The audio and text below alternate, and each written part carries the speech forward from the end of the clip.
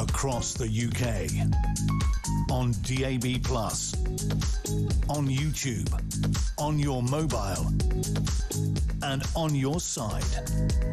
This is Talk.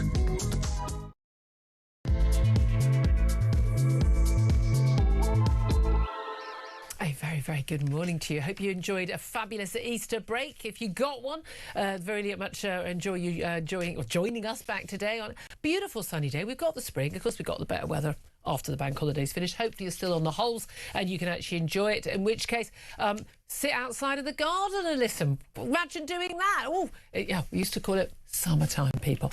Anyway, it's great if you can join us listening on DAB+ radio on your smart speaker. Maybe you're watching on YouTube or your connected device. Thank you very much either way for joining us today.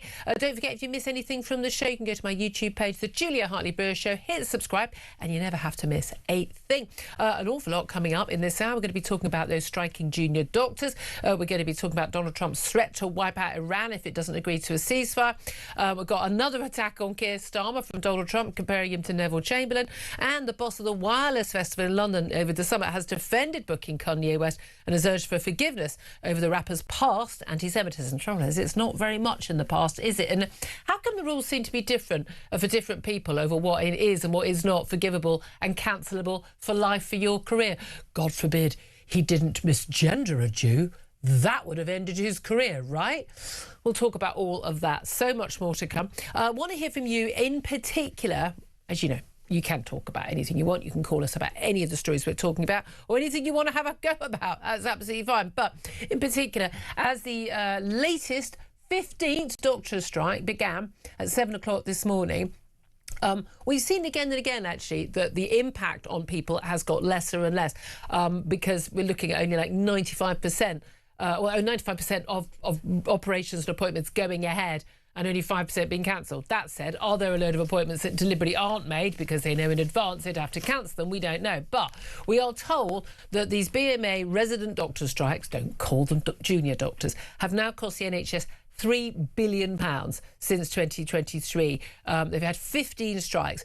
It's basically £50 million a day that they cost, quite apart from the disruption to ordinary patients, many of whom might be waiting a year or two for an operation. So I want to know from you, because Wes Streeting's being all Mr. Tough Man now, isn't he? After giving them a 29% pay rise and then being really surprised when the next day they said, we'll strike again, now we want 26%.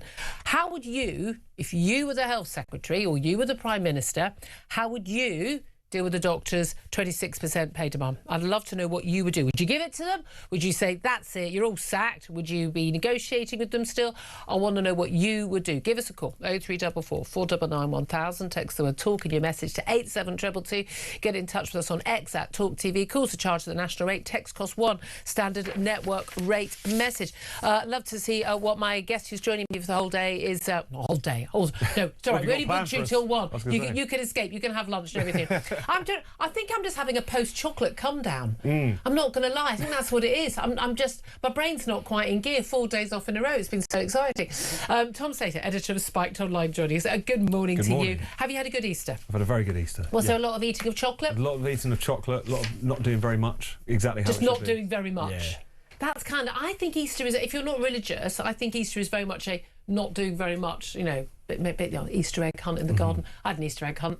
There it was in the shopping bag. You just went so I ate it round Waitrose, was it? Yeah, exactly. We'll come to Waitrose. We've just been talking about Waitrose with JK. So look, let's talk first of all about the doctor's strike. It's interesting, this figure, it's in lots of the papers. 15th set of strikes in 3 years. £3 billion cost. I'm going to query some of these costs because they're paying extra for NHS consultants who earn a lot more to take over from junior doctors. But I do wonder how legit some of these figures are, because a lot of these people would have been paid anyway. But where do you stand on this? Well, as you say, it's always a bit of a kind of war of words, a war of figures at a time like this, and that's to be expected. But it is a reminder of just how intractable this has been. And of course, if you want to look at this in as fair-minded a way as possible, there has been that real terms pay cut, which has been experienced by the... But is it as big as the doctors claim? Well, this is the, you know, you can look at RPI, you can look at CPI, all these arguments we could do to the cows come home. One thing that's clear is I think most people's patience with them has run out, and I don't just mean the Labour Party and the Health Secretary, even people across the public sector, I dare say, are looking at this and thinking, you may be pushing this just a little bit. Well, there is an element, isn't there? They've got the way biggest pay rise of any public sector workers. They say, well, we've had a hard pay cut more. They've claimed up to a 26% pay drop since 2022 from 2008. They deliberately used this 2008 figure, which is like the high water mark of pay before the economic crash. Oh, did everyone get a pay cut after across the public sector? Oh, by the way, in the private sector as well, when there was an economic crash. Funny that. I mean, you're not unique. Like, you alone, doctors should get that extra money. They, as you said, they use the RPI measure of inflation instead of the CPI. To the extent that, you know what difference that makes? That's if you went for the 21% pay drop figure, which is one of the figures they often give, it would then become a 4.7% pay cut. Since 2008, depending on which one you use. So come on, that's a bit of a giveaway that they're being a little bit dodgy about this. They always talk about their base pay. They don't include all the extras they get routinely. There are lots of people who just routinely get extra money for extra hours, a bit of weekend working. The pension, they get a comedically big pension. I've got no problem with them being well paid. I think they're starting on 52 grand after they leave medical school now. Brilliant, good, I'm pleased. We want to entice more doctors in. Do you think that Wes Streeting's doing a good job of this? Because, I mean, there was quite a lot of hubris before he came in, which is like, if only the Tories were negotiating properly, then they sort of be fine. They came in, they basically gave them everything they wanted, and then literally the next day the BMA went, we're going to carry on striking, we want more. No, absolutely. And it's an interesting one for Wes Streeting because, obviously, in terms of his overriding goal, which is to get the health service back on its feet, as he often likes to say, this is not going to help, to put it lightly. At the same time, in the same way that Tory health secretaries would like a bit of a scrap with the unions from time to time, the same is also kind of true of Wes Streeting. It's that kind of sense of demonstrating that he's a sort of sensible centrist and so on. So but that won't go down very well with Labour activists when he's going in the Labour leadership contest. It won't, but there is an interesting kind of certain level of relish that I think the health secretary takes whenever these fights come up now. So it's a complicated picture in terms of the politics. Yeah, I mean, more people I think are on his side now, and he does come across as being reasonable. He was willing to give them a big pay rise. I think a lot of people think they are taking the mick now. They really do. They're just taking the mick.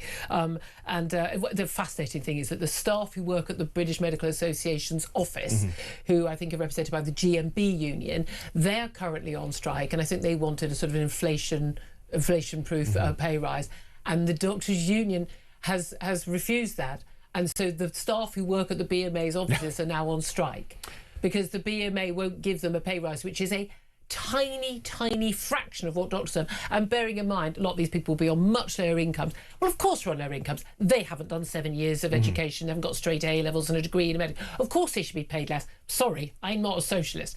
But nevertheless, people on lower incomes are much harder hit by inflation because it is the necessities. It's your energy bill, it's your food bill, it's your fuel in your car. That's the stuff that's gone up the most, and that's the stuff they spend more of their income on. So it is quite outrageous for the BMA to go, well, we being the special people with the stethoscopes, we demand this pay rise, but we won't pay a tiny fraction of that to our own staff. I think that tells you everything about the attitude of those doctors. Yeah, and if you socialism for thee, or for me and not for thee. Well, and the BMA, if you want to look a bit historically, has a bit of form in terms of looking out ruthlessly for its own members' interests, even at the expense of the broader public. Yeah. I mean, they opposed the foundation of the NHS on the basis that it was going to hit their bottom line then. So it's one of those things where, is it history repeating itself? But I think the one thing that's clear is if you're going to take industrial action, particularly if you're in not just the public sector but the health service, there will be, shall we say, collateral damage from any action that you decide to take. You really need to take the public with you, and that is something that they could count upon even not that long ago. Now that is really depleted, and I think that's pretty telling about how much they've maybe overplayed their hand here. Yeah, exactly. Let's talk about someone overplaying his hand. Donald Trump. I can't read out a lot of his messages over the weekend. Very expletive laden. I mean, the F word, the B word, things I'm not allowed to say on Sunday, air. Of all things. I know. I'm not even a religious man, but even that was quite striking. I mean, it was quite shocking, wasn't it? They were, talking about, and there's also a huge number of misspellings as well. He's not the greatest speller in the world. Basically, threatening to wipe Iran out in one night. Says it would take 4 hours to destroy all their bridges and their power stations if this deal isn't in place by 8 p.m. tonight, 1 a.m. UK time. Iranians, by all accounts, going, yeah, we're not for dealing. It's not going to happen. And anyway, if you do that, we will retaliate. And let's remember, we've got a whole load of Arab Gulf states and Israel. Israel perhaps less likely because they've got dome, at least to be hit so badly. But nevertheless, you're talking about wiping out the energy stations, facilities which power the desalination plants, which provide the vast majority of water for people in these countries. We are talking about a massively huge humanitarian attack at this point. Do you think that, what do you think Donald Trump means it? Do you think he'll carry it through? Do you think they've got the capability? Would it be a war crime?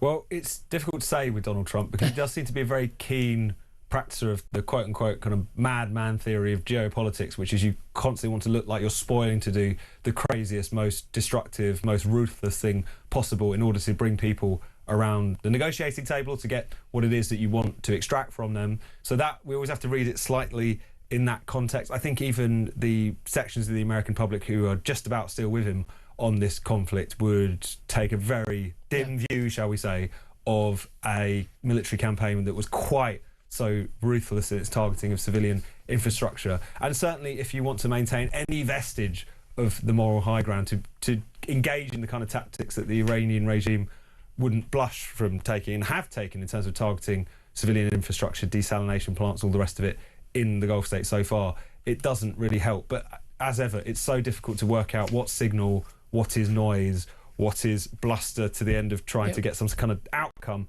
and how much this is really serious where Donald Trump is. Well, that's the thing, isn't it? It's interesting, actually. John Spencer, who is basically a war expert, war ethics expert, and who's been very clear about, no, there isn't a genocide in Gaza, and he does facts.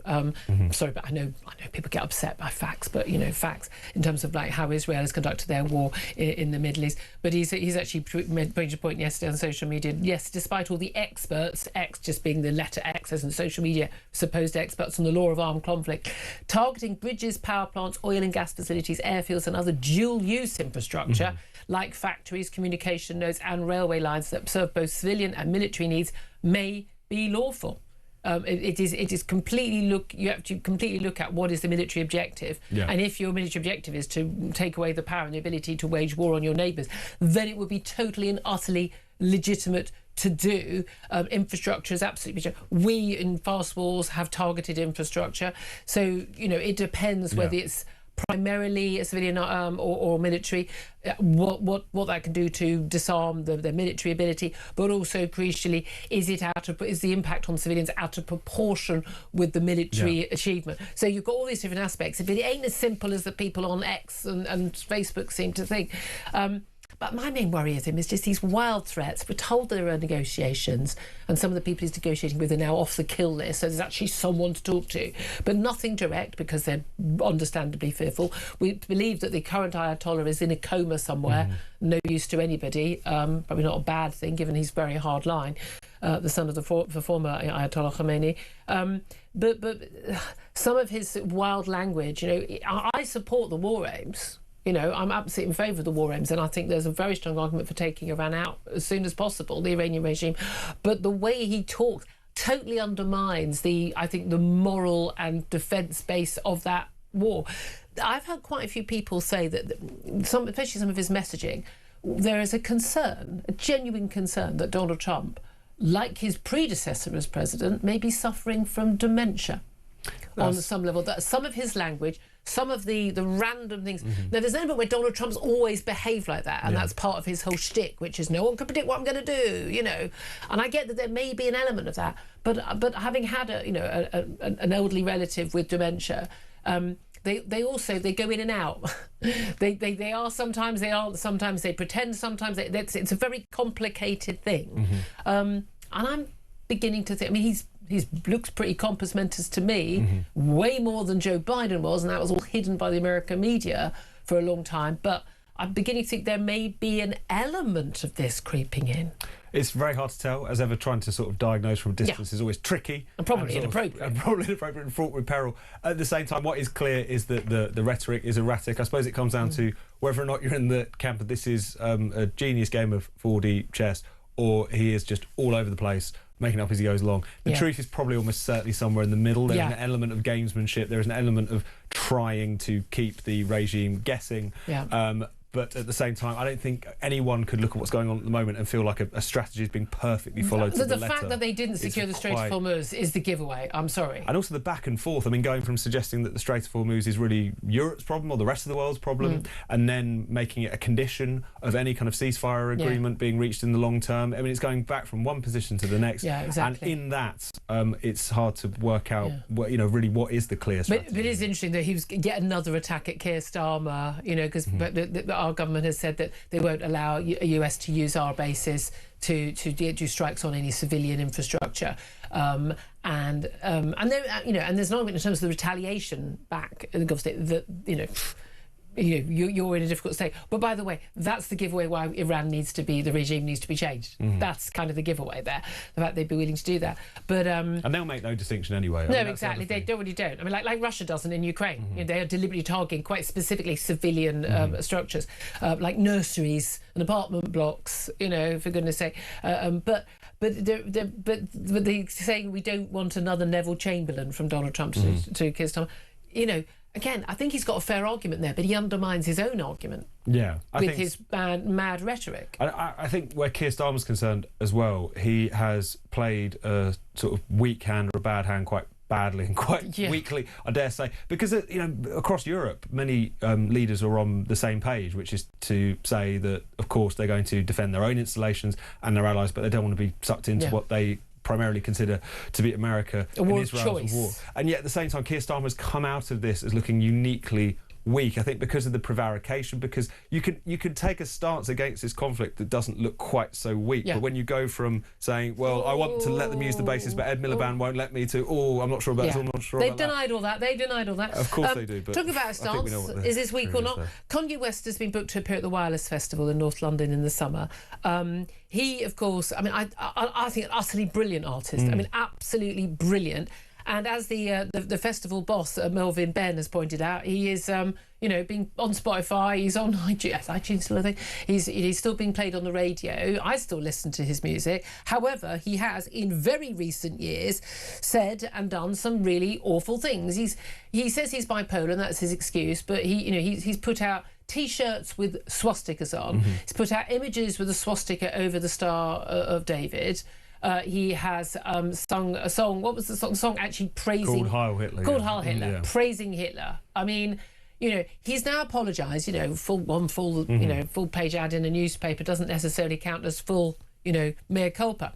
But there's been calls for him to be banned from the festival, calls for the government to basically not allow him entry to the country. Bearing in mind, I mean, if someone once smoked dope and has a conviction for that, you're not allowed to enter America. So I mean, let's be realistic about this. There's a precedent for this. In 2015, when Theresa May was Home Secretary, she banned an act. I'm not going to pretend to know who they are. I'm going to do my 80-year-old judge thing. Tyler, the Creator. I've got nothing. Everyone's laughing at me. I've got nothing. Tyler, the Creator, was banned from the UK for 3 to 5 years for album lyrics back from 2009, so from 6 years before then, that encouraged violence, fostered hatred, and were clearly blatantly homophobic. The argument was he was not conducive to the public good, therefore he was not going to be allowed entry to the country. The Prime Minister has said he's concerned. The Home Secretary, Shabana Mahmood, says she is looking at a ban. Here's the thing. We've had artists losing their whole careers for saying trans women aren't women, for misgendering somebody, for just not playing along with that madness, for saying things like, Lawrence Fox saying, all lives matter, this country isn't racist. That was his terrible sin on Question Time, which absolutely torpedoed his entire very successful acting career. And that's fine with the left. That's fine. You can cancel people for stuff like that, which most of us would consider to be utterly blameless and faultless. This guy has said and done some awful things. He says he's bipolar. Does that mean, it's okay? Should he be allowed? Should he have the legal right, as the festival boss says? Because Melvin Ben has said that his comments are abhorrent. He's pro-Israel. He says, pro-Jewish community. I'm a deeply committed anti-fascist. I've lived on a kibbutz for many months in the 70s. He's also committed to a Palestinian state, the two-state solution. But he says he's intended to come in and perform. We're not giving him a platform to extol opinion of whatever nature, only to perform the songs that are currently played on the radio stations in our country, in the streaming platforms in our country, and listened to, enjoyed by millions. And he said he called people to reflect and offer some forgiveness and hope to him, as I have decided to do. Is that the right attitude? Well, I think that's there. When it comes to wireless and when it comes to the sponsors, some of whom are pulling out, some of whom are holding firm, it does come down to their own. Quite a few judgment. Big. This is a murky area. I mean, first, the thing you do have to start with is the obscene double standards, as you suggest. There have been people who have been pulled from the bills of festivals for saying much less. There have been people, like, say, Tyler, the Creator, banned from the country, despite the fact that, without going too much into that case, the idea that he was some kind of fire-breathing homophobe was kind of nonsensical. He was kind of like almost Eminem-style extreme kind of rapper, but it was very much tongue-in-cheek. Where Kanye West is concerned, he was going around openly praising Adolf Hitler. He was going around making songs to that effect. He was going around at one point wearing a black Ku Klux Klan outfit. I mean, all of this is of a scale and a nature that would surely be cancelable if your target was any group other than the Jews. This is the thing. If he was a white guy who was saying this about black people or about gay people, there's no way in the world he'd be allowed in this country. The left would be up in arms demanding he wasn't allowed in the country. There is absolutely no question about that. I suppose the other side of the ledger here is, on the one hand, he's clearly very ill. He has clearly been in the grips of some kind of extreme episode. Whether that explains away the blatant anti-Semitism, I don't think. Well, then, should be allowed to do a live performance, and that's the argument. It's like, you're not inviting him to come and give his political message on stage. But he's going to be on stage live over 3 nights. Yeah, and what if he does? I mean, what if he does? And obviously he's been on this kind of apology tour. He took out that full-page ad in the American press, making the points that you've already kind of aired, which is that he was in the grips of a sort of manic episode and that this does not reflect his views. He's offered to meet with the British Jewish community. People can make up their own minds about how sincere that is. But I think it is difficult, a precedent to set whereby essentially any kind of artist, musical artist, what have you, political views become the reason. Well, but that precedent has already been set. But they're not his political views. It's about spouting hate. No, well, hatred is, where does one end and the other begin? This is not to say. I know, I'm not exactly. I don't like the idea of hate crimes, but swastikas, Ku Klux Klan, celebrating Hitler, a man who killed, in the millions deliberately on an industrial scale, and also a festival in North London where the largest population of Jews in this country live. I'm not Jewish, but I'm just like I'm in too much. I don't want people banned, and it's interesting. The left, you want it both ways. If you like somebody, then they're not banned for life for nothing, and it's just that he has done something. I'm thinking if he genuinely regretted what he said and he genuinely feels like, I'm thinking you shouldn't be touring. You should be kind of sorting yourself out, sort your head out, getting whatever treatment you can have, getting your medication up to scratch, and you should probably be, I don't know, spending some time, maybe spend 6 months. Kind of, I suppose, just putting an advert out, making a statement, 6 months making good for what you've done, if you genuinely regret what you've done. And also, there is a difference when it comes to people coming to the country from abroad. I mean, if you're in this country, although we don't properly have full free speech in this country, you should expect those rights. People have the freedom to say what they like. They have the freedom of association. If people want to host them, that's up to them. That's the sort of principle we hold to. It's a little bit different when you've got someone coming from overseas. All that being said, I think it is a tricky area, not least because of the fact that whilst he's now claiming to disavow all of these views that he previously held, a lot of this sort of gutter anti-Semitism is also kind of fueled by a sense of conspiracism. That was certainly true of Kanye West. And you do worry the extent to which another ban will kind of fuel the idea. It's like, oh, they made sure it didn't go ahead, didn't they? So there's all these kinds of different judgments that people have to make, and it's been interesting to see Wireless so firmly stick by this. You can't help but feel it's a combination of the bottom line as well as the fact that, like it or lump it, he is the sort of most significant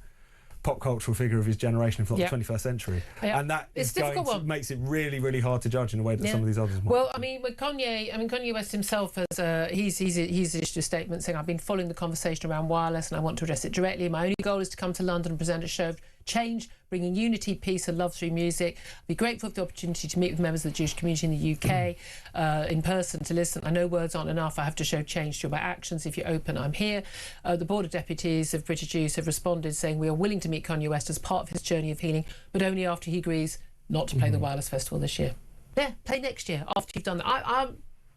I'm love to hear your thoughts on that. 0344 499 1000. Is this censorship? But we're both free speeches. You're more of an absolutist than me, but there's also he's not conducive to the public good based on his past statements, very recent past statements. You could argue. Want to know, would you ban him? Give us a call, 0344 499 1000. Want to know from you about the doctor strike. How would you deal with the doctors' 26% pay demand, given the £3 billion cost of the last 3 years of strikes that we've seen? 15 strikes started at 7 o'clock this morning. Love to hear your thoughts on that. 0344 499 1000. This is Talk.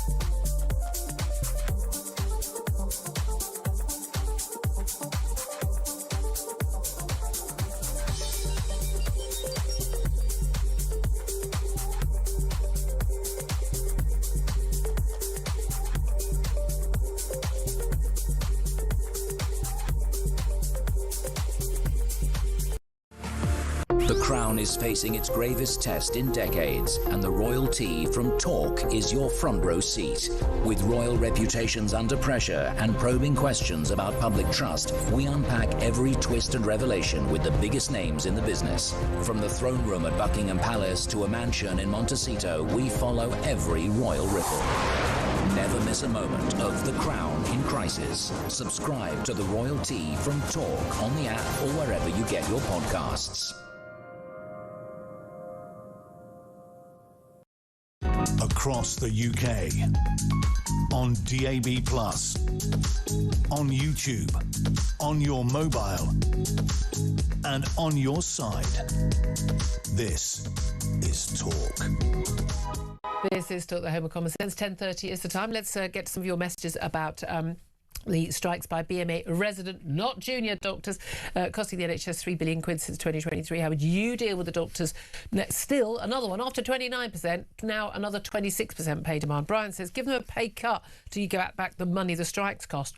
Oh, do you know what? That is an element where genuinely every single day you just say, right, now we're offering you whatever percentage, we're now offering you less. And we're now, every day that they go on strike, the amount that the government's willing to offer should go down. That would focus minds, wouldn't it? Adam says, I'd rethink the whole NHS. Good point. Continuous strikes are a major issue with nationalised healthcare. Florence says, I'd ban strikes, offer them no more money. Ruth says, sack them. They care about money, not patients, nor the Hippocratic Oath. Carol says, I'd audit and restructure the NHS. The NHS is no longer fit for purpose. Billions are put into it every year with no change in outcomes. This is true. Richard said they need to emphasise frontline workers and scrap lots of the admin staff. That would lead to more workplace satisfaction and better patient outcomes. Well, that's the truth. Andrew's on the line in Hertfordshire. Andrew, what do you want to say, my love? Good morning. Hope you had a great Easter. Lovely. And you? Yeah, so if you take Harold Shipman, what he did was he had the Hippocratic Oath, yes, and then he made the conscious decision that he wanted money over the patient's welfare. And this is what you have to link it to. That escalated quite quickly from people going on strike to one of the biggest mass murderers this country's ever known. No, but it's the mentality, Julia. Okay. He put the money ahead of the lives of the patients. And that's what these doctors have done. They're taking the money ahead of the lives of the patients. Think about it. Because patients' lives are going to be lost as a result of not getting treated in time. Yeah, and they've made the conscious decision to do that, to use the patients and their welfare and their hopes and aspirations for treatment as a bargaining chip. But they're still entitled. They're still entitled to a good wage. You could argue. I mean, come on. They're still talented professionals who work very hard to get where they are. They're entitled to a good wage. So this isn't about wage, it's about control. So I don't disagree with you on that point. Think about it logically. The car industry failed in this country because of this behaviour, the mine industry. This is the end of the NHS. And tell them, you've done it. We cannot have the employees, the tail wagging the dog. This is true. I mean, yeah, I do agree with you. They are contributing to the end of it. They're not part of the sort of... Yeah, I mean, there's got to be a level of goodwill, hasn't there? I imagine they feel they've used up their goodwill, but certainly their pay demands are just out of scale with anyone else, certainly in the public sector and indeed the private sector. Andrew, thank you for that. Interesting comparison. Jason's in Wiltshire. Hello, Jason. What do you want to say? Morning, Julia. Nice Easter. Loads of Easter eggs. Yeah, I was very good. I only had we had the one which we ate when we just bought them, but I only had the one, and I waited until Monday. Oh, crikey, you held off, did you? I know. I don't know what I was thinking. My wife one Sunday and she gobbled it up in about 15 minutes, so... Yeah, I mean, I'm not saying it lasted long once it was open. Anyway, my darling, what do you want to say about these doctors? Well, I'm going to call them junior doctors because they act like a bunch of kids.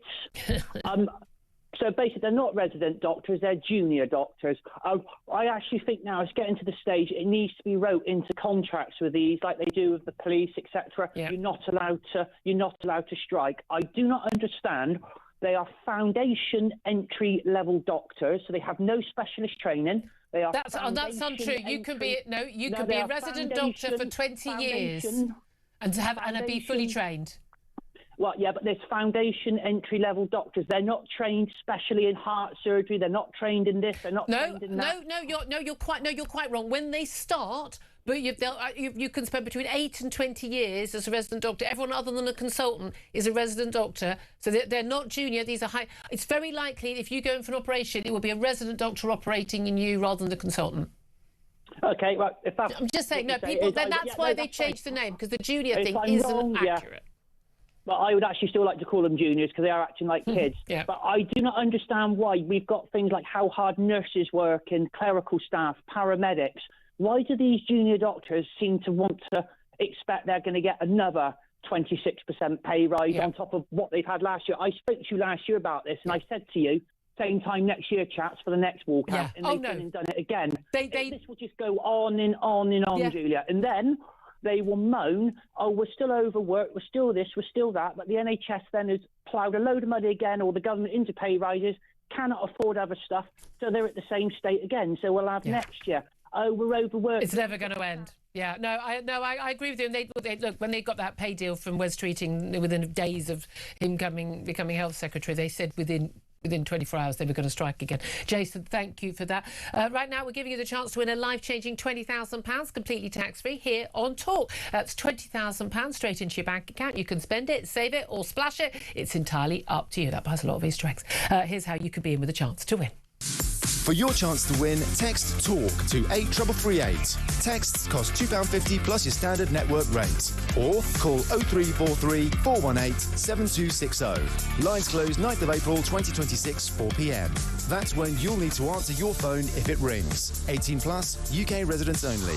This is a network promotion. Full T's and C's at talk.tv/win.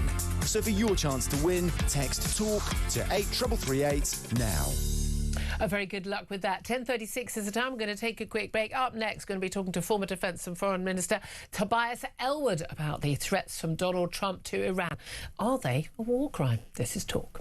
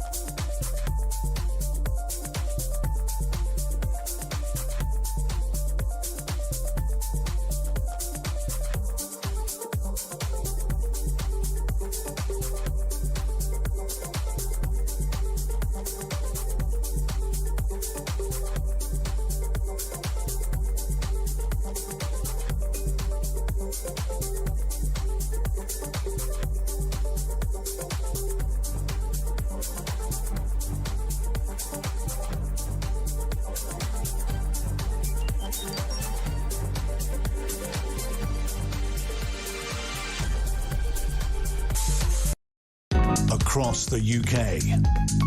On DAB+, on YouTube, on your mobile, and on your side.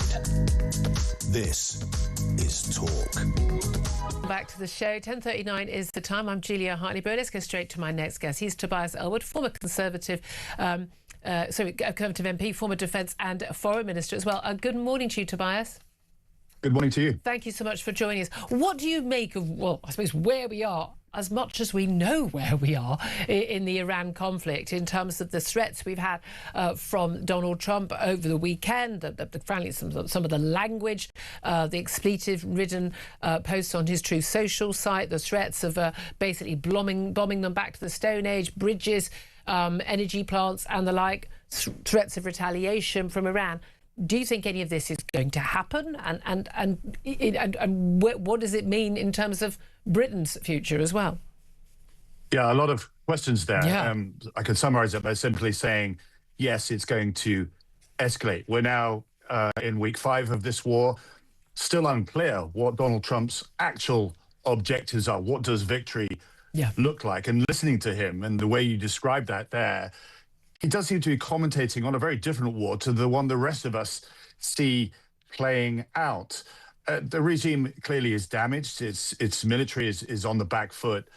But Iran's ability to sow chaos across the region and indeed dominate the Straits of Hormuz has not stopped. So I can't say, or nobody can say that America is winning this war. You've got ground forces likely to participate in something as well, 50,000 Marines, and no end in sight.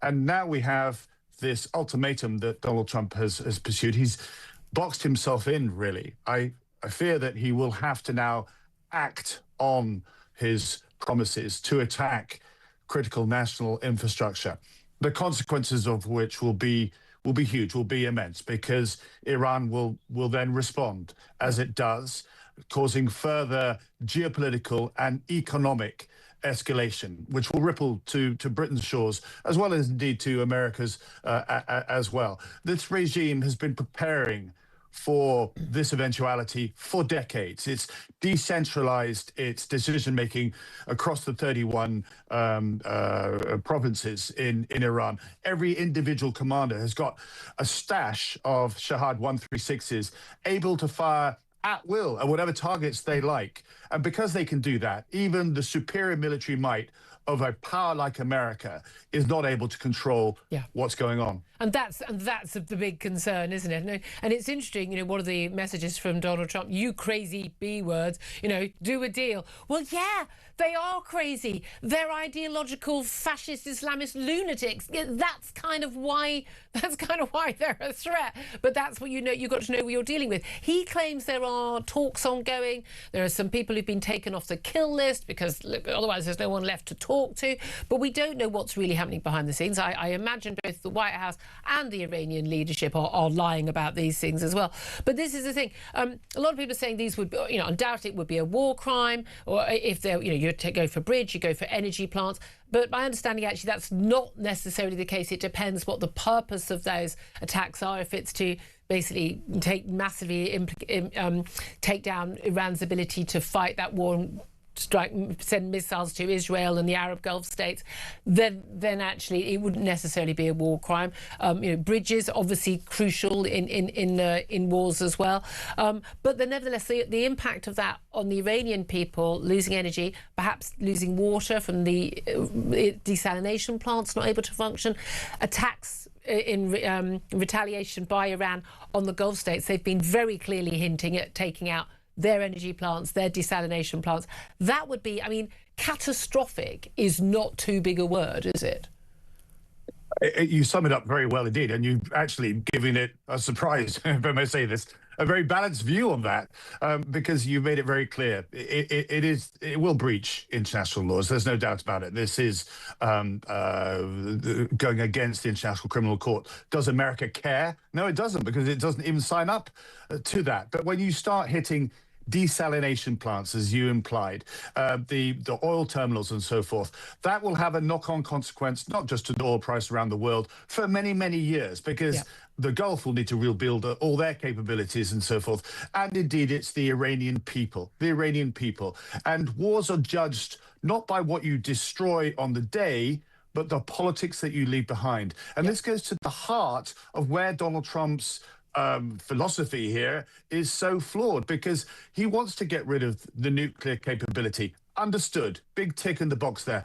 Wants to get rid of the long-range missiles, wants to get rid of the support of the proxy terrorist groups across the Middle East. What he's not done is to say you should not have, in the 21st century, an Ayatollah, a theocratic leader with their own private army in charge of a country in the Middle East. That should have been the primary objective here, to say unless you get rid of that, the next generation will want to pursue a nuclear weapon, and we're back to square one. So you've got this massive military capability, the world superpower leaning on one single country, but without a plan. It's almost a waste of an opportunity, however uncomfortable it is that we've ended up here, to say this could be a new chapter for Iran. Instead, I fear Donald Trump's bandwidth will be tested. He will simply walk away from this and say, right, I've now bombed them back to the Stone Age. They're not going to be able to rebuild for many, many years, but I'm out of here.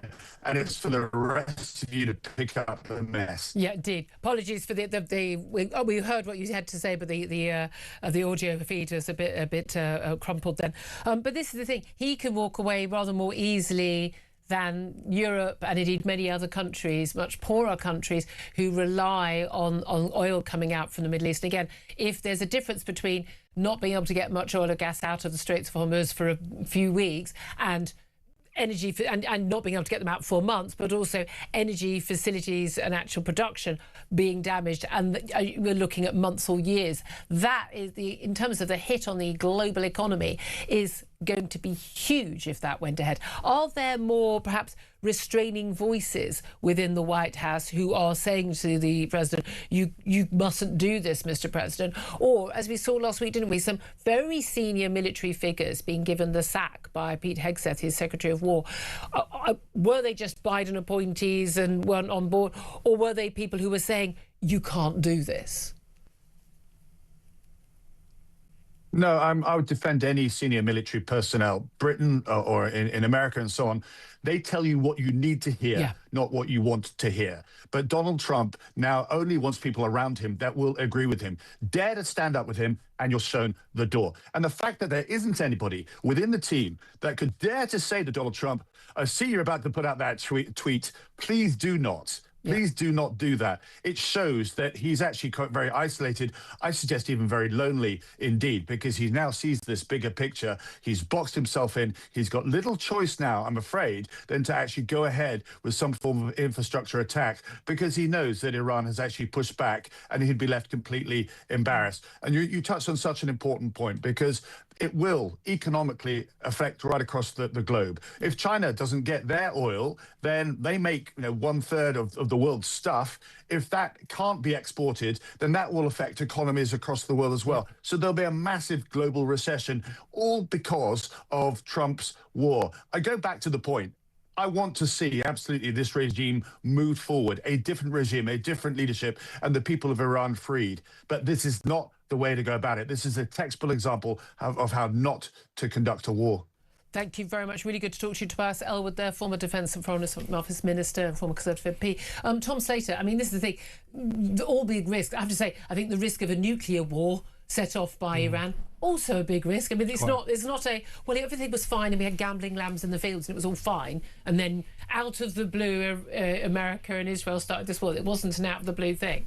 Yeah, but no, exactly. One thing I think is interesting, particularly about Tobias Ellwood's comments there, and you see this actually across a lot of people on the more kind of pro-intervention American right as well, is that even people who've been pretty up for some kind of confrontation with Iran are nervous about what is going on at the moment. I mean, you could chalk that up to Trump derangement syndrome if you'd like to, but I think there's clearly a sense that even those who share the broader aims, the broader objectives here, and I think you're right, the idea of these Islamist lunatics having a nuclear weapon, any sane person should want to stop that from happening, certainly.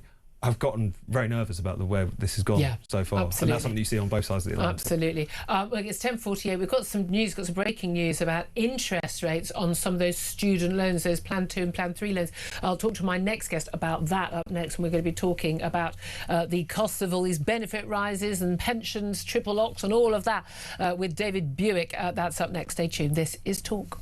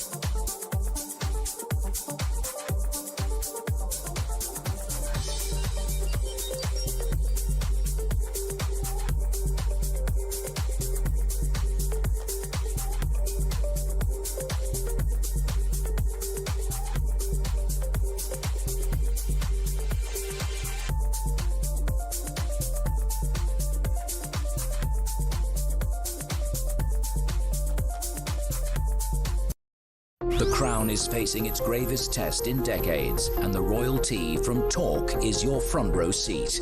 With royal reputations under pressure and probing questions about public trust, we unpack every twist and revelation with the biggest names in the business. From the throne room at Buckingham Palace to a mansion in Montecito, we follow every royal ripple. Never miss a moment of The Crown in crisis. Subscribe to the royalty from Talk on the app or wherever you get your podcasts.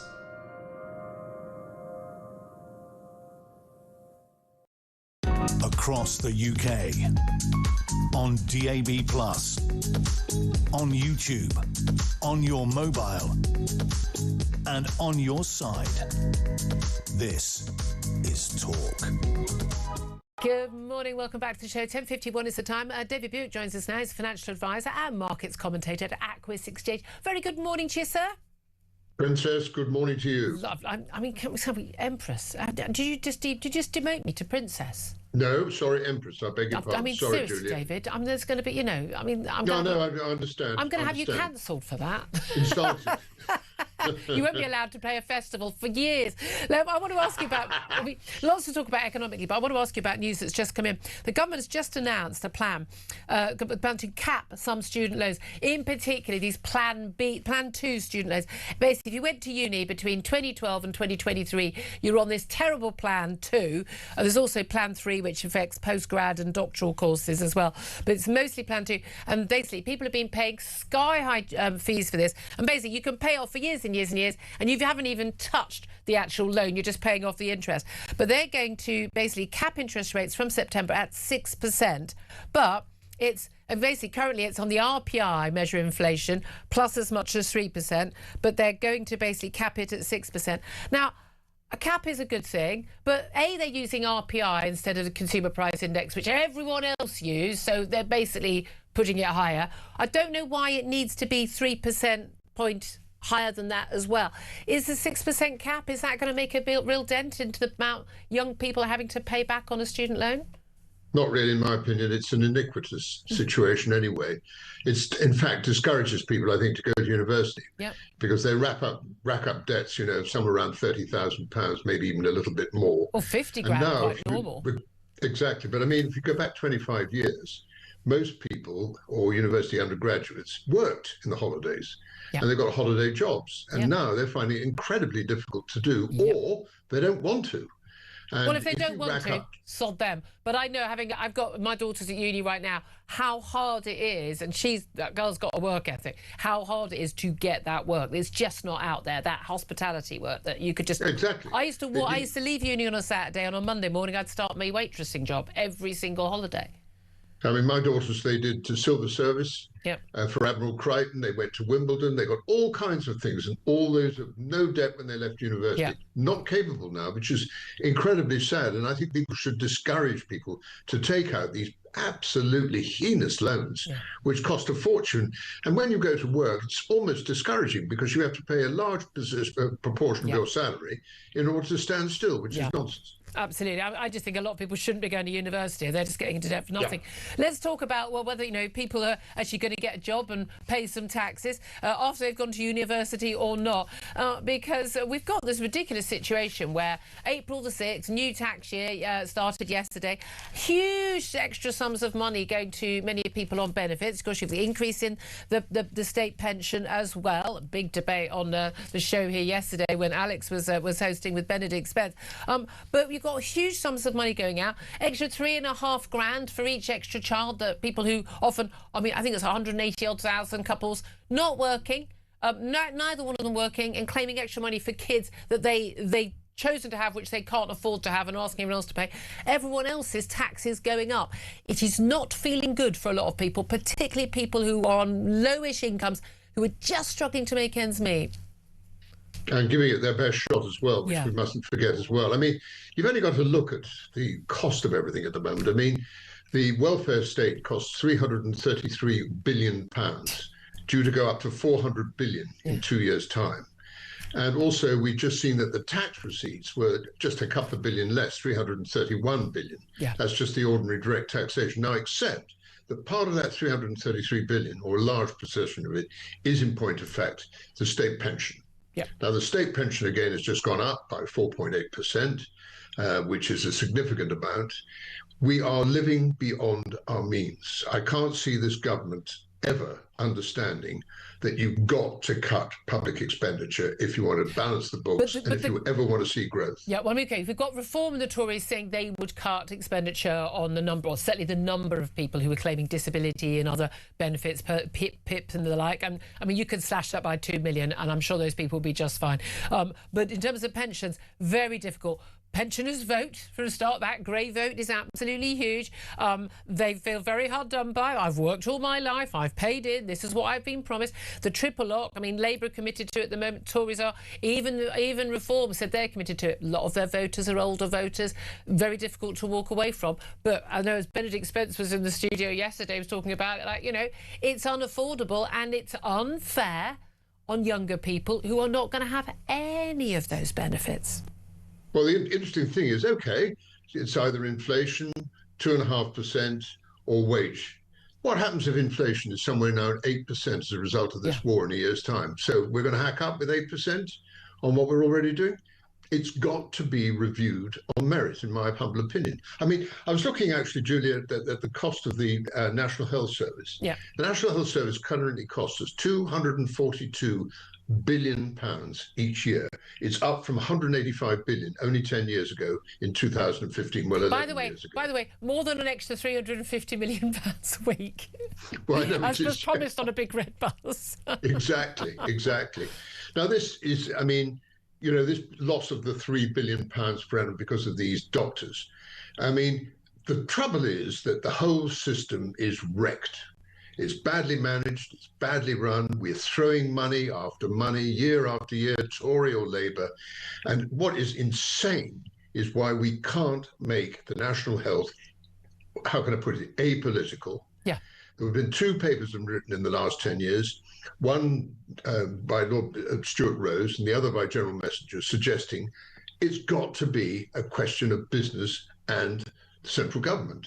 And until somebody actually runs it, I mean, people forget the national health employs the 3rd largest number of people in the world, behind the Chinese army and the Indian railway system. Now, does that not tell you something?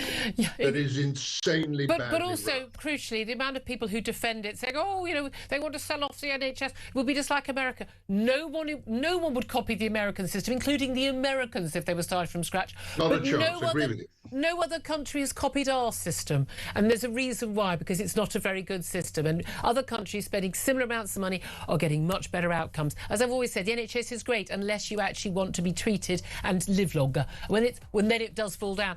So many good points there, lots of big spending, and it's all going to carry on, including by the students on their loan repayments. David Buick, thank you very much indeed for joining us.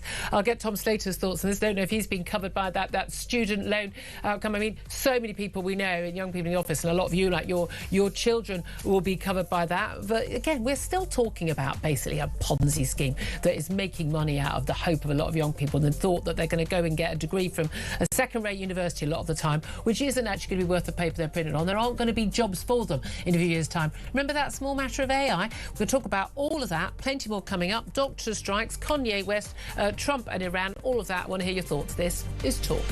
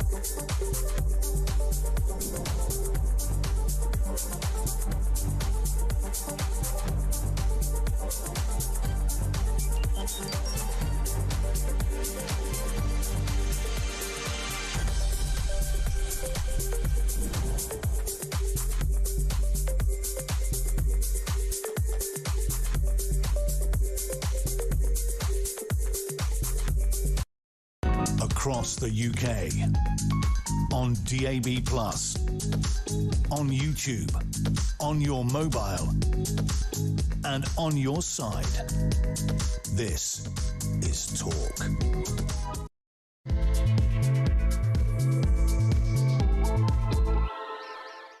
Very, very good morning to you. It's 2 minutes past 11 o'clock. This is Talk, the Home of Common Sense. I'm Julia Hartley-Brewer, and Easter is over. Maybe not your Easter holidays. Put the chocolate egg down. You should be back at work right now, just as I am, so everyone else should be. Or you might be enjoying the sunshine. Kids still off school, enjoying a bit of time with them. Lovely. Have a nice time. Maybe you want to take a little bit of an escape. Spend a bit of time with the show. If you miss anything of the show, though, you can go to my YouTube page, the Julia Hartley-Brewer Show. Hit subscribe, and you never have to miss a thing. But whether you are listening on DAB+ radio or on your smart speaker, watching on YouTube or your connected device, It is great to have your company. Coming up in this hour, we're going to be discussing the striking junior doctors, so resident doctors. Apparently, they've cost the NHS £3 billion over the last 3 years. This is medics returned to the picket line at 7 o'clock this morning for the 15th strike in those 3 years. We're also going to be talking about the boss of Wireless Festival in North London in July, defending booking Kanye West as his headline act. He's urged for forgiveness over the rapper's anti-semitism. We'll talk more about Iran. We'll also talk about that interest rate cap for some student loans, the worst offenders, those Plan 2 loans that a lot of students are on. Plus, also some breaking news for you. 3 people have been killed, 1 person wounded after a shooting incident near the Israeli consulate in Istanbul. It's being reported by Turkish media. We'll bring you more on that if and when we get it. Lots more to talk about with you. Editor of Spiked Online, Tom Slater, is with us for all the chat. A very good morning once again to you. Also going to be talking about Artemis, too, the trip to the other side, the far side of the moon, and they're on their way back again now as well. If people want to get in touch, I'd love to hear from you. 0344 499 1000 is the number to call. In particular, I'd want to hear from you about the BMA resident doctors strike. It's the 15th one, as I say, in 3 years. Over those 3 years, it's cost the NHS £3 billion, we are told, £50 million a day each time they go on strike. This is another 6-day strike. A number of doctors apparently have been gloating about this is great, 4-day long weekend, and 6-day strike, sorted for childcare for the Easter holidays, so working out very well for them. Not so well if you're waiting for an operation or need treatment. So I want to know from you, how would you deal with the doctors' latest pay demand? It's a 26% pay demand on top of the 29% pay demand they previously had. How would you deal with that? What would you do if you were Wes Street? And give us a call, 0344 499 1000. Text the word talk in your message to 87222. Get in touch with us on X at Talk TV. Calls to charge at a national rate. Text cost 1. Standard network rate message. Love to hear your thoughts on Kanye West and that festival, music festival he's playing at. Should he be banned from even entering the country? Is that cancel culture? Is that attack on free speech? Or should someone who's basically talked such hate as he has done, should he be allowed in the country? I'd love to hear your thoughts on that. And what do you make of Trump's latest threats to Iran? Any of those topics, any and all of everything else we're talking about, get in touch. 0344 499 1000 is the number to call. Tom Slater doesn't have to do that. He's in the studio. Tom, let's start first of all with the doctors' strike. We talked a lot about it in the last hour, so I'll perhaps keep this a bit briefer, but doctors have been on strike many, many times. The Labour Party said, when we get in, we're going to sort this out. Wes Streeting almost immediately, here you go, 29%, or sorry, 28.9, but 29% pay rise. Literally the next day, the BMA union said, we're going to start negotiating to get full pay restoration back to where we were at the high point of 2008, despite the fact, by the way, that they use the RPI, not the CPI, which makes, it basically quadruples the amount of the pay rise they think they've missed out on. But also, most junior doctors weren't working in the NHS in 2018, so what in 2008. So what the hell they were paid then is rather irrelevant to the job they applied for since after the austerity years. And why did people's pay go down in the austerity years? Because we'd had an economic crash, and everyone's sodding pay went down, whether you were a doctor or a nurse, street cleaner. Apart from the bankers, they always do fine, don't they? But everyone in the public and private sector basically took a pay cut. Simple as that, for quite a few years because of those years. And it would have happened whoever had been in charge of the government. What would you do if you were Wes Streeting today in terms of how dealing with these strikes? Well, it's an incredibly difficult position, which is partly of his own making. Obviously, when the Labour Party came in, they acquiesced pretty quickly to the pay demands, not just from the resident doctors, but across the piece. And I think whilst they could count on the goodwill with certain sections of the health service and certain unions representing nurses or others, that certainly was never going to be the case with the BMA. Become much, I think it's fair to say, much more political over the course of the past few years, and much less willing to compromise. He's in a very difficult situation. Obviously, his overriding goal is to make sure that the waiting lists continue to come down, that the health service doesn't remain quite as decrepit as it is currently, and that's incredibly difficult to do when large parts of your resident doctor workforce are walking out routinely. But yeah, what room has he got to play hardball at this point without just having to rely on more and more exorbitant consultant fees in order to fill the gaps? It's a really difficult situation, but I think, as anyone would say, you wouldn't start from here is the main problem, but unfortunately he has to. No, but that's the thing. I mean, you know, he does have to. The thing is that we've had some calls, people saying you need to ban the strikes, you need to basically say, like, you know, you're just not having this disability. I certainly think there's a very strong argument that if you are a key worker in the public sector, you don't get the right to strike. They say that police, the soldiers and others don't. But then there needs to be a sort of there needs to be a totally independent pay review body. But we've seen governments ignore what's been suggested before anyway. But the point is, pay review bodies need to operate within, you know, that you can say, oh, they deserve a 100% pay rise. Great, but we haven't got the money, so now what? And the only reason doctors were able to get such a big pay rise in 24 was because, and it was over a couple of years. So when, you know, let's be honest, you know, they hadn't had a pay rise over that period.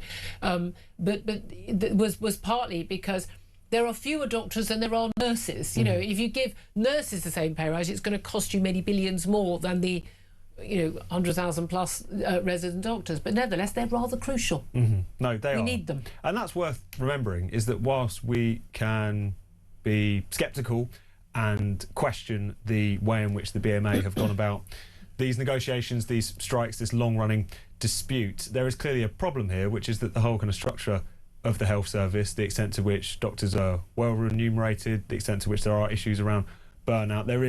They do have a point when they say that many people are leaving the UK soon, quite quickly, for essentially a better deal in Australia or similar. Although, again, that kind of raises questions about if this country has paid for your training and provided it for you, should you then apply your services elsewhere? I think certainly you should have to work 10 years in the NHS, or you have to pay your loans back. I think that's probably fair. I think that's reasonable. But they do. But there is, as ever, even if they're going about it the wrong way, there is clearly a point there. There has been this erosion of pay over a long time, even if it didn't affect the individuals concerned over the time period. And also, it's just the fact that the health service is dysfunctional, both in terms of the way in which people were remunerated, as well as just its outcomes. And it's a toxic mixture that we've now. Indeed. And again, they've got a load of debt because they do 7 years of uni. Although part of this deal is, you know, the government pays back for any required exams, costs often will be thousands of pounds. They get that paid back. But there was also this battle last week, and I thought it was an absurd thing for Keir Starmer to do, which was like, well, we're going to withhold 1,000 of those 4,000 training places. No. Like, no, we want those training places. It's insane. We need to be training more of our own doctors.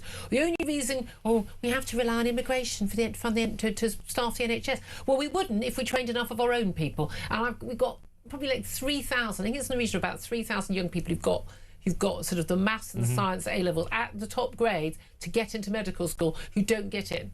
Because, you know, we'd rather import people from abroad. I'm sorry, I think that's obscene. And it's absolutely absurd. Absolutely. Absolute madness. Talking of people being students, though, we heard in the last half an hour or so, the government has announced they're going to introduce a cap on interest rates for some student loans, in particular those Plan B loans from 2012. If you went to uni between 2012 and 2023, basically you're on the worst plan. There's also Plan 3, which is some postgrads, but in terms of, you know, probably millions of students, you're looking at paying comedy interest rates based on basically you have to pay 3% on top of the retail price index, a measure of inflation, which is, by the way, a higher rate of inflation measure than the consumer price index, which is used for everything else. So it's dodgy as hell, frankly. It's as dodgy as what the doctors use as well. But they're going to cap it at 6%. Now, here's the thing, from September. Here's the thing.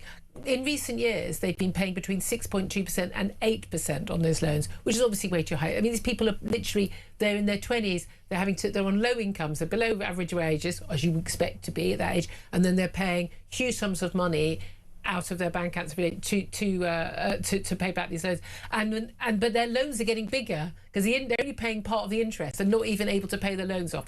But a 6% cap ain't gonna. That's not going to do it. I mean, I'm thinking, why can't it just be inflation? Yeah. Why can't it just be inflation? I don't understand why they need to make money from it. No, definitely. It's just a sort of gesture, really. I mean, they can tell that this is a big issue for them, and also electorally, with a lot of young people moving towards the Greens from the Labour Party, they're going to want to try and see that they can at least point to something that they have done. But it doesn't solve the underlying problem. And of course, the Labour Party's fingerprints are all over this crisis, all over this absurd situation. I don't think we should charge people to go to uni anyway, personally. It was the combination of, you know, hiking the fees. Obviously, the fee hike we're talking about came in under the coalition, but still, that was in train, wasn't it? Very much during the Labour years. And also the push to get 50% of school leavers to go to university. You put those two things together, you're going to end up with something that is economically makes no sense, certainly not for the students, but also just for the system in general. Many people never being able to pay off the loans in which they've taken out.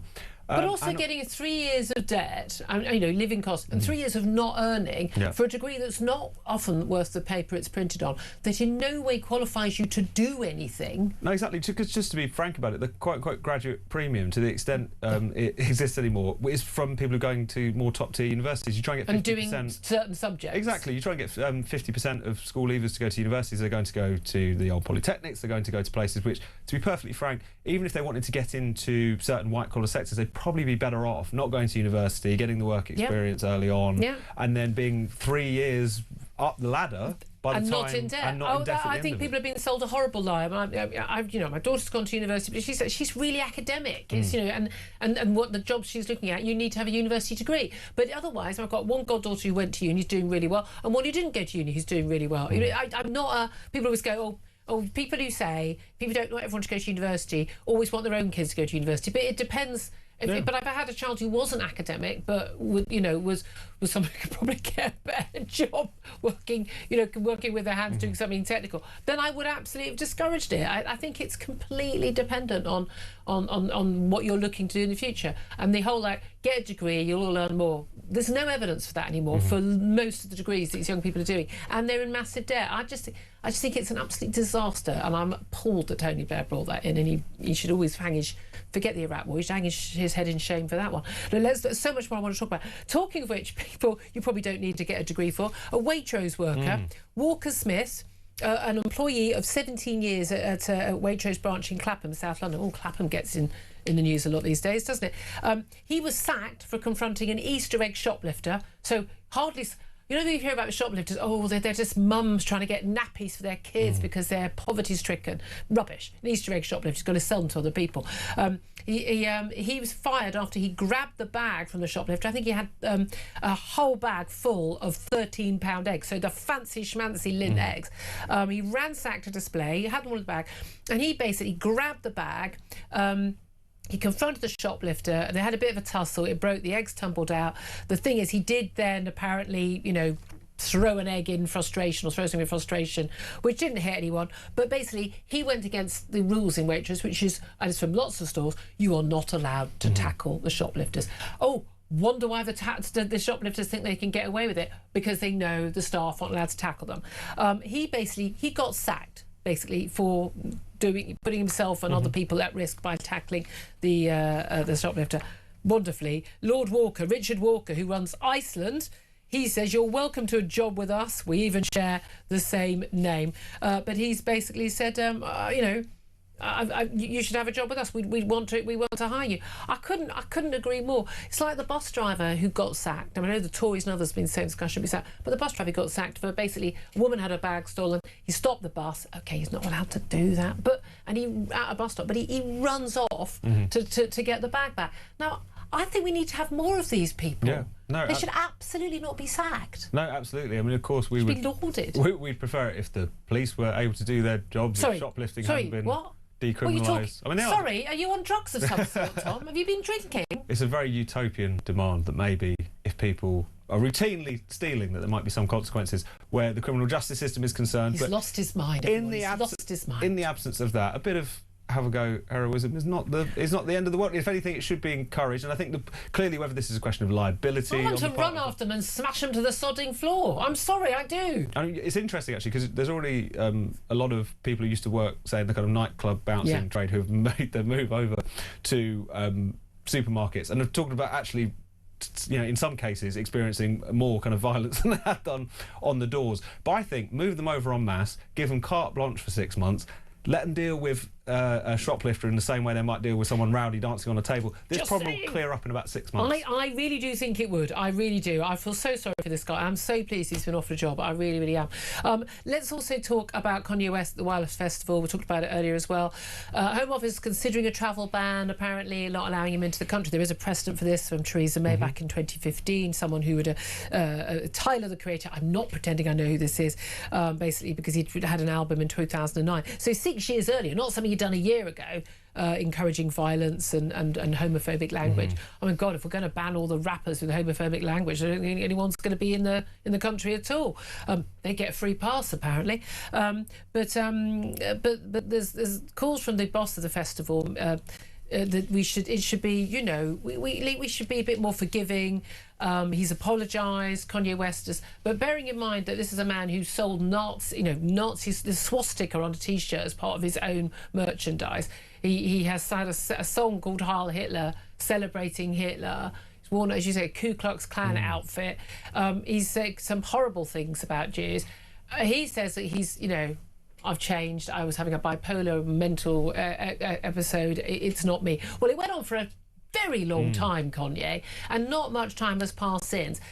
He said, look, he wants to meet with the leaders of the Jewish community in Britain. The Board of Deputies British Jews said, yeah, we'd love to meet you. We'll talk to you in person after you cancel your appearance at the Wireless Festival. Should it be cancelled? Well, ultimately, that's up to the organisers themselves. I think this is genuinely a tricky area, though, because the first thing you have to start with is the insane double standards as we've already been talking about, and even the double standards in relation to Kanye West himself. There's a certain group of people who were more outraged when he came out in support of Donald Trump than when he came out in support of Adolf Hitler. And there is something there about the willingness to indulge anti-Semitism, even the most gutter, straightforward form of it, as we remember from when they forget to say they're anti-Israel or anti-Zionist, and they accidentally use the J word. Exactly. And they go, oops. I think it's fascinating. It's fascinating that he's continued to have pretty significant chart success even after this. Yep. Even after his outbursts of recent years. All that being said, it is worth saying he's clearly not a well man. I mean, the things that he's been saying, not just about Jews, but in general, he's clearly in the grips of a kind of mania. Well, maybe he shouldn't be touring then. He's convinced that, you know, he blames for everything, not just the usual anti-Semitic diatribes, but for his various mental health conditions and things. There's clearly something going on there. He has been on this quite recent apology tour, but it does raise the question, doesn't it, of where is the sort of line where you then, as a country, kind of ban a visiting performer from attending, and is it the same as, say, a kind of extremist, subversive politician? Well, that's exactly. There are plenty of white supremacist politicians, you know, from Europe who've been banned from coming to this country. But no, it's fine. I'm sorry. He gets a free pass because he's black. Let's be honest about this. If he was a white man saying this about black people, we've had the same thing even like P. Diddy at the court case against him when they had the Me Too movement. A lot of black abusers got a free pass, and they got a free pass because on the left, if you're black or and gay men as well, if you're black or gay, you're somehow down the bottom of the, you're vulnerable, you're one of the downtrodden, even if you're a multi-millionaire rapper, rather than what you're an oppressed, not an oppressor. He got a free pass for this stuff. If he'd misgendered a Jew, then they'd want him cancelled. Yeah. No, I'm sorry, we need to call it out what it is. I don't think the rules should be different. If they want to have rules, the same people who love the Wireless festivals, all music festivals are all lefty. If you don't want an actor to go on stage because it's a woman who believes, funnily enough, that no women has a penis, then I'm sorry, you don't, you want your cancellation rules, you get your cancellation rules. And I'm pretty sure the Nazi swastika on a T-shirt and a swastika put over a Star of David, I'm pretty sure that should get you cancelled too. Or we don't cancel anybody, but let's have consistency. No, I think that's totally fair, and I think the big double standard here is just where anti-Semitism is concerned at all. I mean, if someone said it's something even mildly questionable in relation to any other ethnic group or ethnic minority or trans minority, or gay, game over very quickly. What I'm saying. He wouldn't be like, so why the free pass? And also, it's a festival in North London, which is the largest Jewish population in this country. I think these things are relevant. But the boss of the festival, Melvin Ben, he says, look, I've been on a kibbutz for years. I'm pro-Israel. I'm pro-Palestine. Again, trouble is the Palestinian thing doesn't work. They don't want Israel to exist. So I love that people think that that's an option. Still, no longer an option. The Israelis are happy for it. The Palestinian leadership are not. But this is the thing. He says, look, this guy, we should show forgiveness. And I thought his statement was really good. And I think the trouble is, I don't think just taking a one-page ad out and making a statement is enough of showing to warrant the forgiveness. I think this is like the sort of, you know, the husband who's had an affair for the 15th time, but he said sorry again. Yeah, I think you're going to have 5 years of not having an affair before we're going to believe you again. Yeah. Do you know what I mean? I think he needs to earn that forgiveness a bit more rather than paying for a national newspaper ad. No, and it's something which has happened very recently. I mean, we're talking about months, really, in terms of the last time he made one of the extreme outbursts. And it wasn't a one-off. It was that whole Hitler song he made was last summer, if I can remember correctly. Yeah, so this is not in the distant past. That being said, I think what is clear, when it comes down to it, I think we need to set a pretty high threshold for when we're removing visas from artists and so on and so forth. Does it mean it in this case? I'm not sure that it does. Okay. And I also don't think that, the measure of your commitment to tackling anti-Semitism should be whether or not you think people should be allowed to perform or speak or whatever. No, exactly. I think he's a fantastic artist, and I'm a great believer in separating the art from the artist. I refuse to I'm not going to not read Roald Dahl stories to to my child because he had horrific views. I mean, sorry, I think that's people of their time. I think we just need to. And by the way, otherwise you would never ever read anybody or listen to any music by anybody born before about 1960 because of their views on women. But again, no one cares about that because we're just women. I'm just saying, let's be realistic. Just one final thing I want to get to before we go to the calls. The Artemis 2 astronauts, they broke the Apollo 13 record. They flew further from Earth than anyone has ever done before. A milestone for humankind. 4 crew members, they were in tears. They celebrated the record. They're nearly 50,000 miles from home. They went to the far side of the moon. 40 minutes they were out of contact. They got to see the whole, for the first time, any astronaut, any human being seeing the whole of the dark, well, not dark because it was in light, the sun was shining on it. That's why it's called the far side of the moon now. Because obviously, just because we can't see it doesn't mean it's dark. But I mean, this is an important moment. Are you with me or are you with JK? Because Jeremy Kyle, I've battled over this. He just thinks it's a massive waste of money, no point to it whatsoever. It's just utterly pointless. Whereas for me, this is like absolutely about space exploration, going to Mars one day, all of the amazing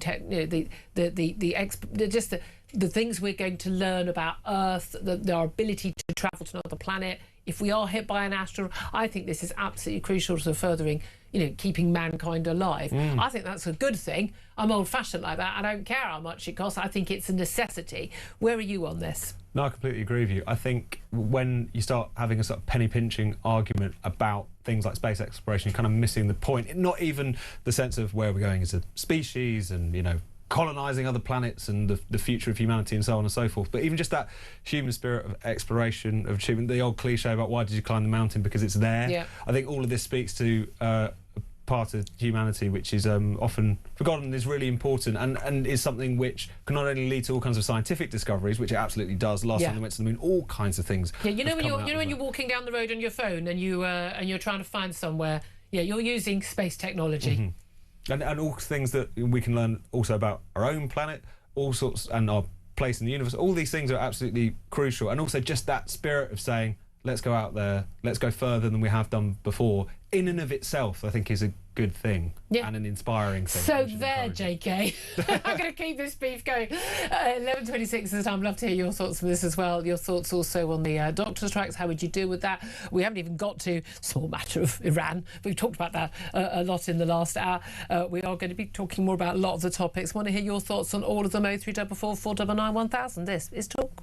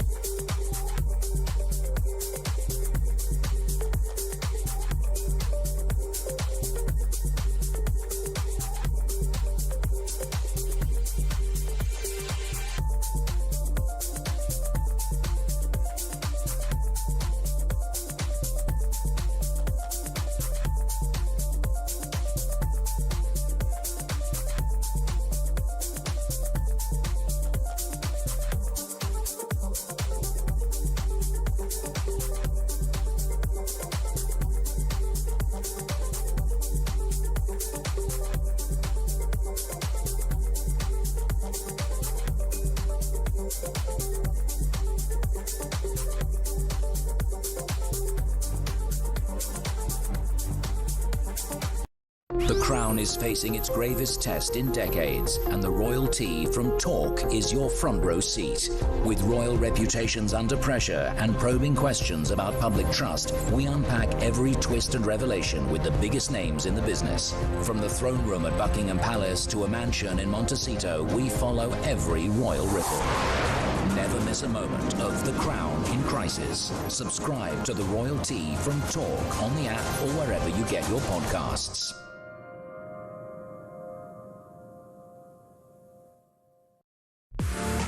The Talk app. You can watch, catch up and listen to all your favourite shows and podcasts anytime, anywhere, all on the Talk app. Watching and listening to Talk just got easier.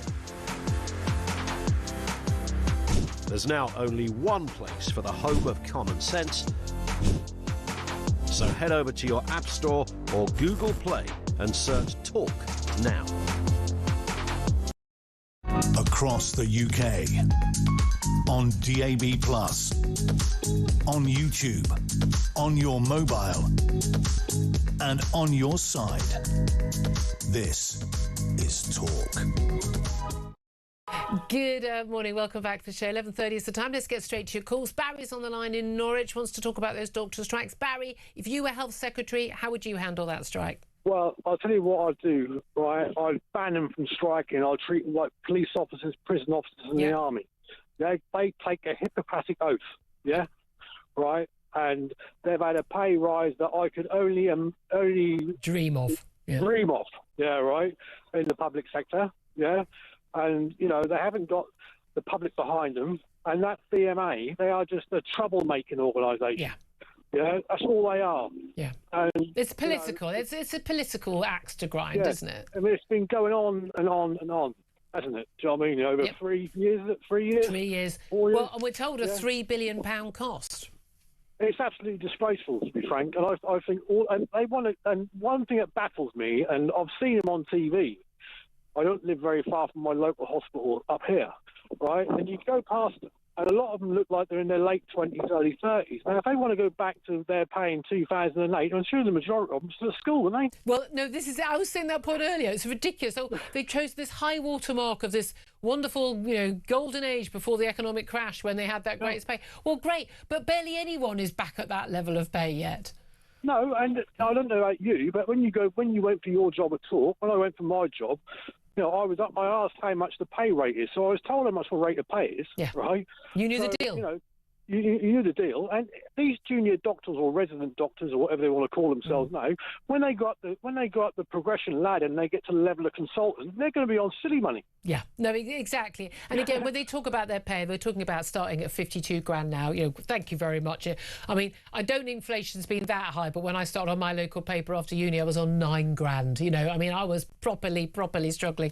And so, I mean, they and they don't allow for all the extras they get and their pension deals. So they're being a bit disingenuous, I have to say. Barry, couldn't agree with you more on that one. Thank you very much indeed. Let's go to Matthew, who is in Staffordshire. Matthew, you want to talk about that security guard sacked from Waitrose for basically tackling a shoplifter against store policy. Now being offered a job, though, by Richard Walker at Iceland.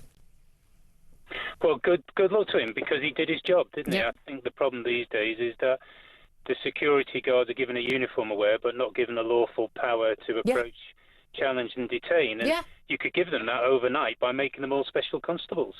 That's the point, isn't it? But they're basically, it's not even that they won't get backed up when they, so if they're freelancers, they're not going to get, they're on a 0 hours contract, they don't get paid if they get injured and things like that. It's that they lose their job if they do the job you've kind of employed them to do. Well, making special constables, they're actually doing the job they're employed to do with the lawful power to do it. And it sends out a clear message. If you come into this store, shoplift, you're approached and you're challenged and you fail to leave, then you'll be arrested. Yeah. I mean, I've challenged some shoplifters and in my local store, and again, I'm talking to the security guards, and they're literally tearing their hair out because they are not allowed to challenge them. I mean, basically, one of them has to permanently guard the booze because the moment he moves away, and it's organised criminals, they're sitting there across the street watching. The moment he moves, that's it, they run in. I mean, this is not a way to live in a first world country. It's unacceptable. Absolutely, yeah. I mean, and it puts the lives of security guards at the moment at risk who do dare to challenge, but also shoppers like you and me are caught up in it. That's exactly, and also why am I standing at the till paying if apparently it's a free for all as well? I feel the same way about people jumping the barriers at train stations as well. Matthew, thank you for that. 11:34 is the time. Right now, let's tell you that we are giving you the chance to win a life-changing £20,000 completely tax-free here on Talk. That's £20,000 straight into your bank account. Spend it, save it, splash it. It's entirely up to you. Here's how you could be in with a chance to win. For your chance to win, text TALK to 83338. Texts cost £2.50 plus your standard network rate. Or call 0343 418 7260. Lines close 9th of April 2026, 4 p.m. That's when you'll need to answer your phone if it rings. 18 plus, UK residents only. This is a network promotion. Full T's and C's at talk.tv/win. So for your chance to win, text TALK to 83338 now. So very good luck to you with that. Coming up, we are going to be talking to a former Health Secretary, Stephen Dorrell, about those doctor strikes, and we'll talk to the Chief Executive of the Campaign Against Anti-Semitism, that's Gideon Falter, about Kanye West. Should he or should he not be banned from coming to this country to appear at a music festival? That's all coming up. This is Talk.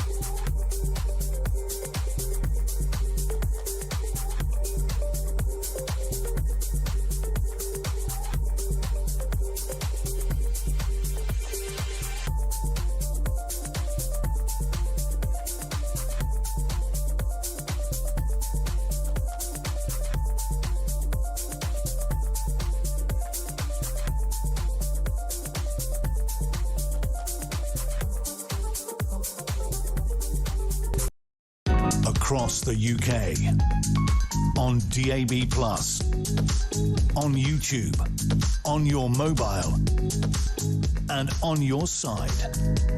This is Talk. A very good morning. Welcome back. 11:37 is the time. Right now, let's talk more about the BMA doctor strike. It's been asking you to get in touch. We know, how would you deal with the doctor strike? 26% pay demand after getting 29% back in 2024. £3 billion cost to the NHS since 2023 of all these strikes. It's the 15th strike by doctors, resident doctors, used to be called junior doctors, with the BMA since 2023. Well, let's talk about all of that with Stephen Dorrell. He's a former Health Secretary and former chair of the NHS Confederation, was a Conservative, now a Lib Dem. I always want to put that in context when I talk to him about these issues. Stephen, good morning to you. Good morning, Julia. Thank you for joining us, because we know a lot of the things that the BMA spokespeople always say as well, under 14 years of Tory austerity, ...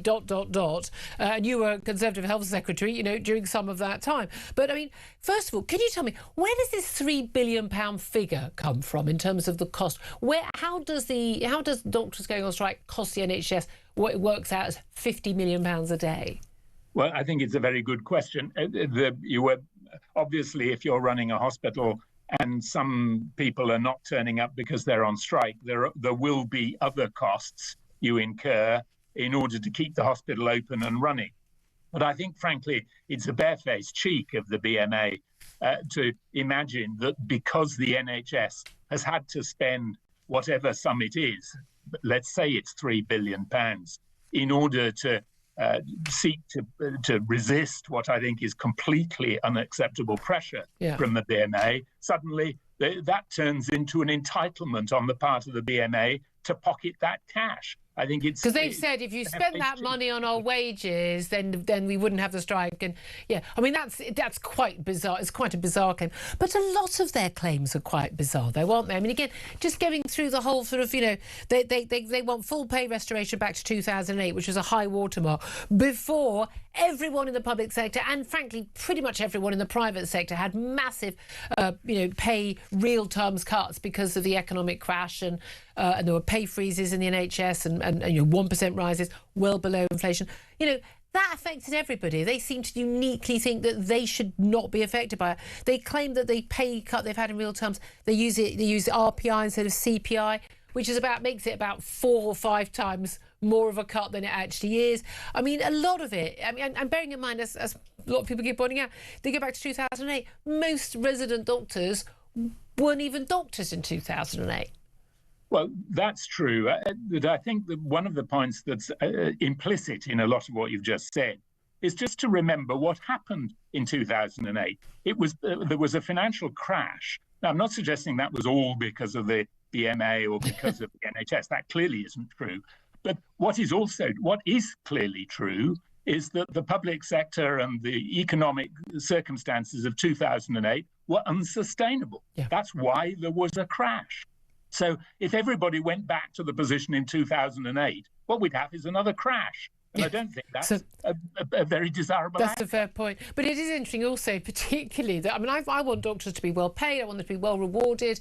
And people go, they're paid way more than... Well, of course they're paid way more than lots of other people. They've got much higher qualifications. It's a very difficult... I'm not just saying that because I'm a child of a doctor. But of course they're paid more than nurses. They went to university for a lot longer to study. I'm sorry, it's ridiculous. Of course they're going to be paid more. However, it is interesting that the BMA, in their own building, which run where they're running the BMA, they've got staff, and those staff are with the G&B union, and they're currently on strike because the BMA won't pay them even an inflation-proof pay rise to cover for the losses they've had under inflation, the higher inflation, and at the same time are demanding way beyond inflation currently for their own. I mean, to be more specific, Julia, the BMA are offering to their own staff less than the government is offering to the junior doctors. Yes. And their own staff are on strike. And the junior doctors think it's a let-out to say they're on the side of the staff. Well, they're members of the BMA that is arguing that less than inflation is all that can be afforded. Yes. For the BMA's own staff. Yeah, I mean, they're kind of making the government's argument for them. If you were West Streeting right now, you've been in that job, if you were Health Secretary right now, I mean, his view, I think, was always before the election, look, it's the Tories, they're not negotiating, and they've got that, this attitude with the, basically, two sort of fists pummeling each other with the BMA. We'll be able to come in as a Labour government, it'll all be fine. Hasn't worked out that way. Within minutes, within hours of saying that, of doing a deal with the then junior doctors, the BMA said they were looking to start the next negotiations and would strike again. If you were Health Secretary now, what would you be doing? Well, first of all, I say to West Streeting, welcome to the club. I think everybody who's been Health Secretary from an Aaron Bevan onwards, and including an Aaron Bevan, incidentally, has been blooded by the BMA and has learnt the hard way that although you may be, as Health Secretary, be sympathetic to doctors, you may want to help doctors, you may want to see improvements in the numbers of training places, for example. So there are lots of things the BMA argues for that pretty much any Health Secretary, certainly including me, is in favour of. But that doesn't help you. It avails you of naught when you're in a straight pay negotiation with a group of people who simply won't accept reason. So my advice to West Streeting, I'm afraid, is to pursue the same policy that every Health Secretary has had to pursue, which is to argue for what is rational, argue for what is affordable, argue for what is fair, but don't give in. But he already gave in 24, and that's what probably undermined his position. But here's the thing. So lots of our callers are saying, just like many other very key public sector workers, I would say the same with also people who work in public transport as well, even if they're on private contract, that they should be banned from striking.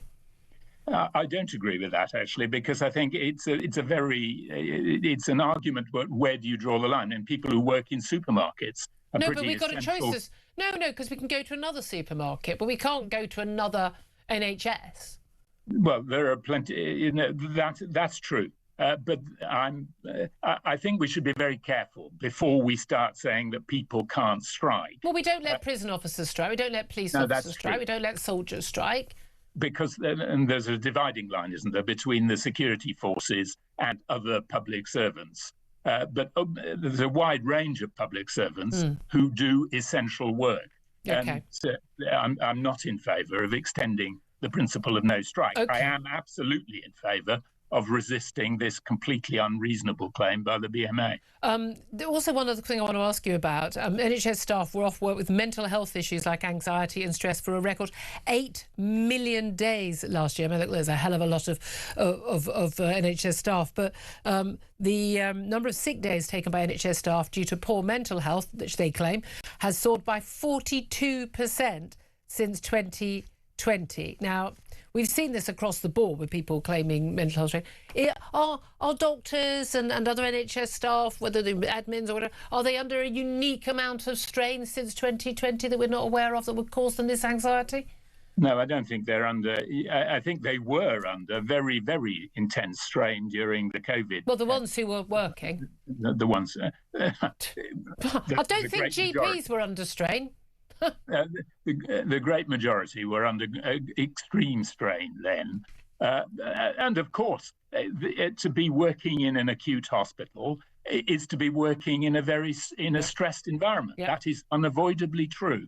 But I don't, and the figures you quote, I'd be interested to know whether the trend that affects the rest of the economy, which is increasing tendency for people to report mental health issues, whether that's either more or less impactful, having a greater or lesser impact on the health service. I'm not sure that it is. That's very interesting. Thank you so much. Really good to talk to you, Stephen Dorrough, former Health Secretary. Tom Slater, we talked earlier about the BMA strikes. It's interesting that he's not in favour of a former Conservative Health Secretary, not in favour of banning them from striking. But this number of staff taking 8 million days off for anxiety and stress. Again, I'm sure it's a very stressful situation you're working in, and especially if you've got very upset patients and you can't feel you can give good. I think when you can't give good service, that's going to impact you more.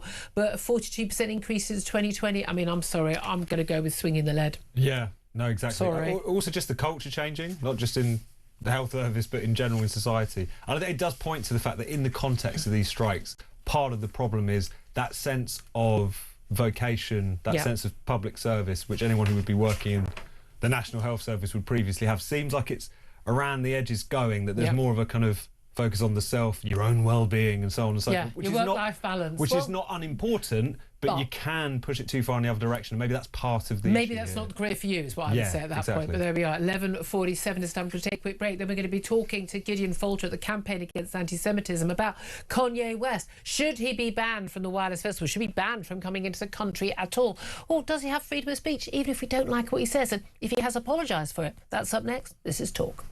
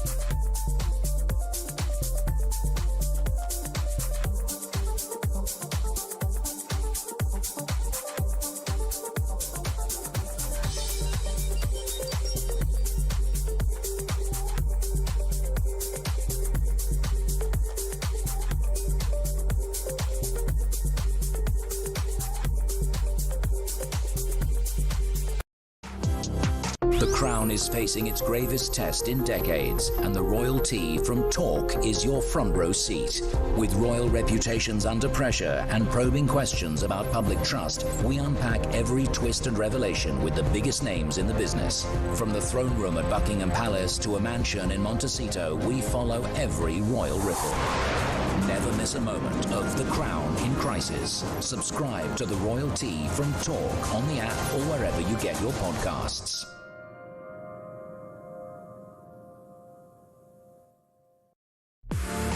The Talk app. You can watch, catch up and listen to all your favourite shows and podcasts anytime, anywhere, all on the Talk app. Watching and listening to Talk just got easier. There's now only one place for the home of common sense. So head over to your App Store or Google Play and search Talk now. Across the UK, on DAB+, on YouTube, on your mobile, and on your side. This is Talk. This is Talk. I'm Julia Hartley-Brewer. Let's turn our attention back to Kanye West and whether or not he should be allowed to appear for 3 nights running at the Wireless Festival in July in North London. He has said, well, that he apologises for his past anti-Semitism, wearing a swastika on a shirt, wearing a Ku Klux Klan outfit, an album track called, I kid you not, Heil Hitler, extolling the brilliance of Hitler, for goodness sake. He's now apologised. Full page adverts in newspapers and the like. He's asked to meet with the leaders of the Jewish community in Britain, the Board of Deputies of British Jews, to talk to them ahead of the festival. Festival organiser Melvin Benn says he believes in forgiveness and he's not employing Kanye West to come and spout hate, but simply to sing songs which are readily available on the radio. They're played on the radio, they're available on Spotify, so why should it be banned from the festival? Well, let's talk about this with Gideon Falter. He's Chief Executive at the Campaign Against Anti-Semitism. Good morning to you, Gideon. Good morning, Julia. Thank you very much indeed for joining us. So, should he be banned from entering the country and performing at this festival? Well, he's saying that he's apologised, right? And I think for a lot of people, they'll look at that and they'll think, okay, well, he's apologised. Maybe there's something to it. There's really interesting timing to his apologies that comes on time and time again, which is that he does these horrendous things, and we are within a year of him, as you say, releasing an album called Heil Hitler, taking out a Super Bowl advert so that he could sell T-shirts with nothing on them but a swastika during the Super Bowl. You know, this is the kind of thing he's been doing. But each time he releases a new album or goes on a concert tour, he then apologizes. Yeah, and how convenient. It's very convenient. The timing is pretty punctual. Well, he's blamed it on bipolar. He says, look, he's bipolar, it's mental illness. And that's what the festival organiser, Melvin Benn, said, look, I know people with mental health problems. I've been supportive of Israel. But, we have to be forgiving. I mean, Melvin Benn's statement's a really interesting one, isn't it? He says, I spent some of my gap year in Israel some decades ago, maybe half a century ago. Who knows how long ago it was. And he's decided that the Jewish community should just forgive Kanye and give him a second chance. It's not his second chance. Yeah. This is his third, fourth, fifth chance. Who knows? He's previously issued apologies, and then straight afterwards, once he's done the show in question, he then comes back and says, I take back my apology. Yeah, I mean, that's the thing. And also, there's an argument, if he really is apologetic and it really was something he didn't mean, went on for a heck of a long time. These aren't one-off statements said by someone under the influence of drugs or something, but also the time that has elapsed. So we're talking about last summer, so less than a year ago, but also, crucially, he's not done anything that we're aware of other than taking out a newspaper ad and issuing a public statement to atone perhaps for the awful thing that he acknowledges he did. His track called Heil Hitler is still online right now. He's released a new track called Gas Chamber. These things, let's just think about what's involved in this. Putting out a track called Heil Hitler involves all sorts of people in production and distribution to get it out there. Taking out an ad on the Super Bowl requires that a vast amount of effort goes into securing the advertising slot, getting the video out there. Then someone's got to set up the online shop. Yeah. That's got to be tied up with a logistics operation. A lot of people obviously thought this was okay. Yeah. You know, look, if I personally believe he probably does have mental health problems.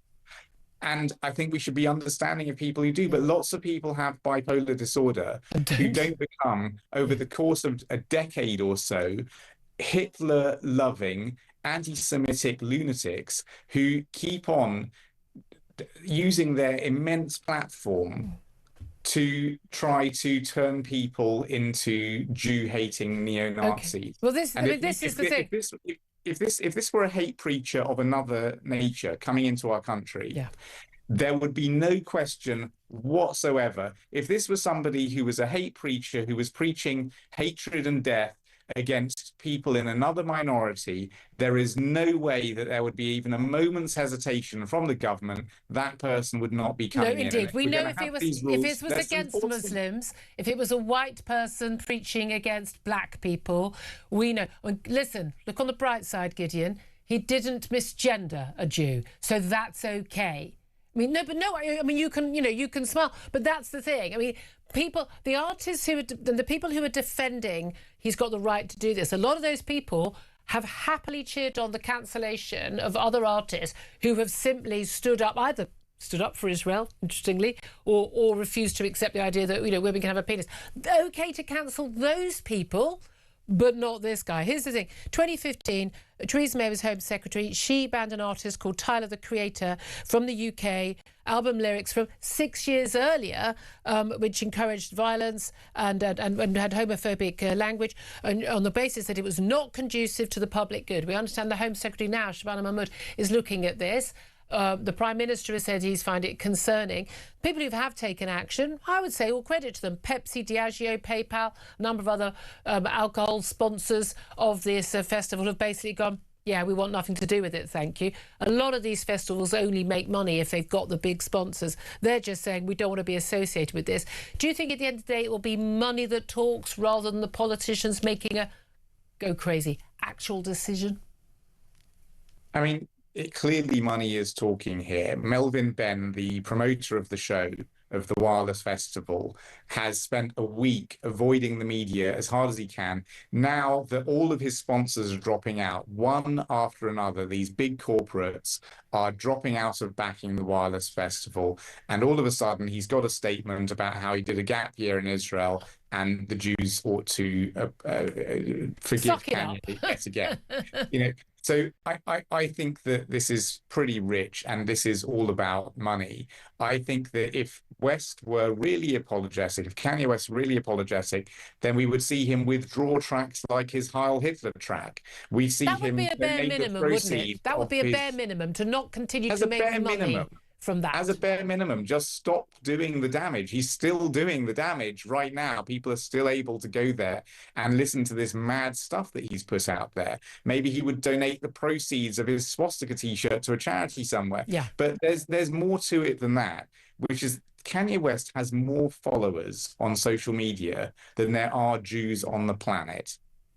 He has never once fulsomely gone out and explained why he's doing what he said, how he wants to try and repair some of the damage. And one of the apologies that we've had in previous years, just to give you how much of a joke it is, he literally tweeted, "I just saw Jonah Hill in 21 Jump Street, and now I like Jewish people again." I mean, yeah. That's supposed to be an apology for his neo-Nazi madness. But I think that what we need to see is the festival organisers grow a conscience. I don't count on that happening.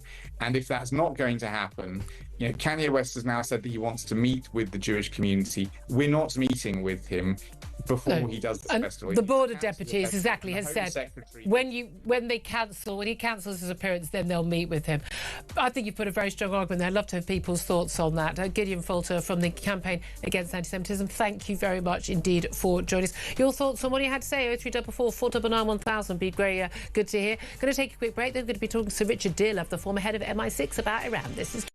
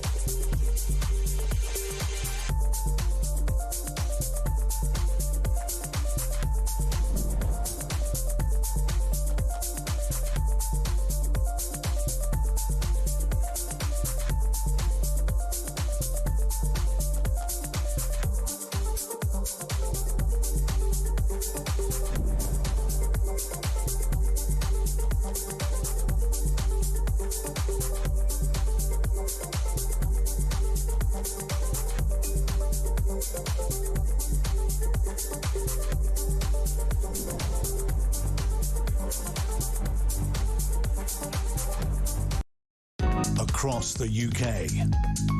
On DAB+, on YouTube, on your mobile, and on your side. This is Talk.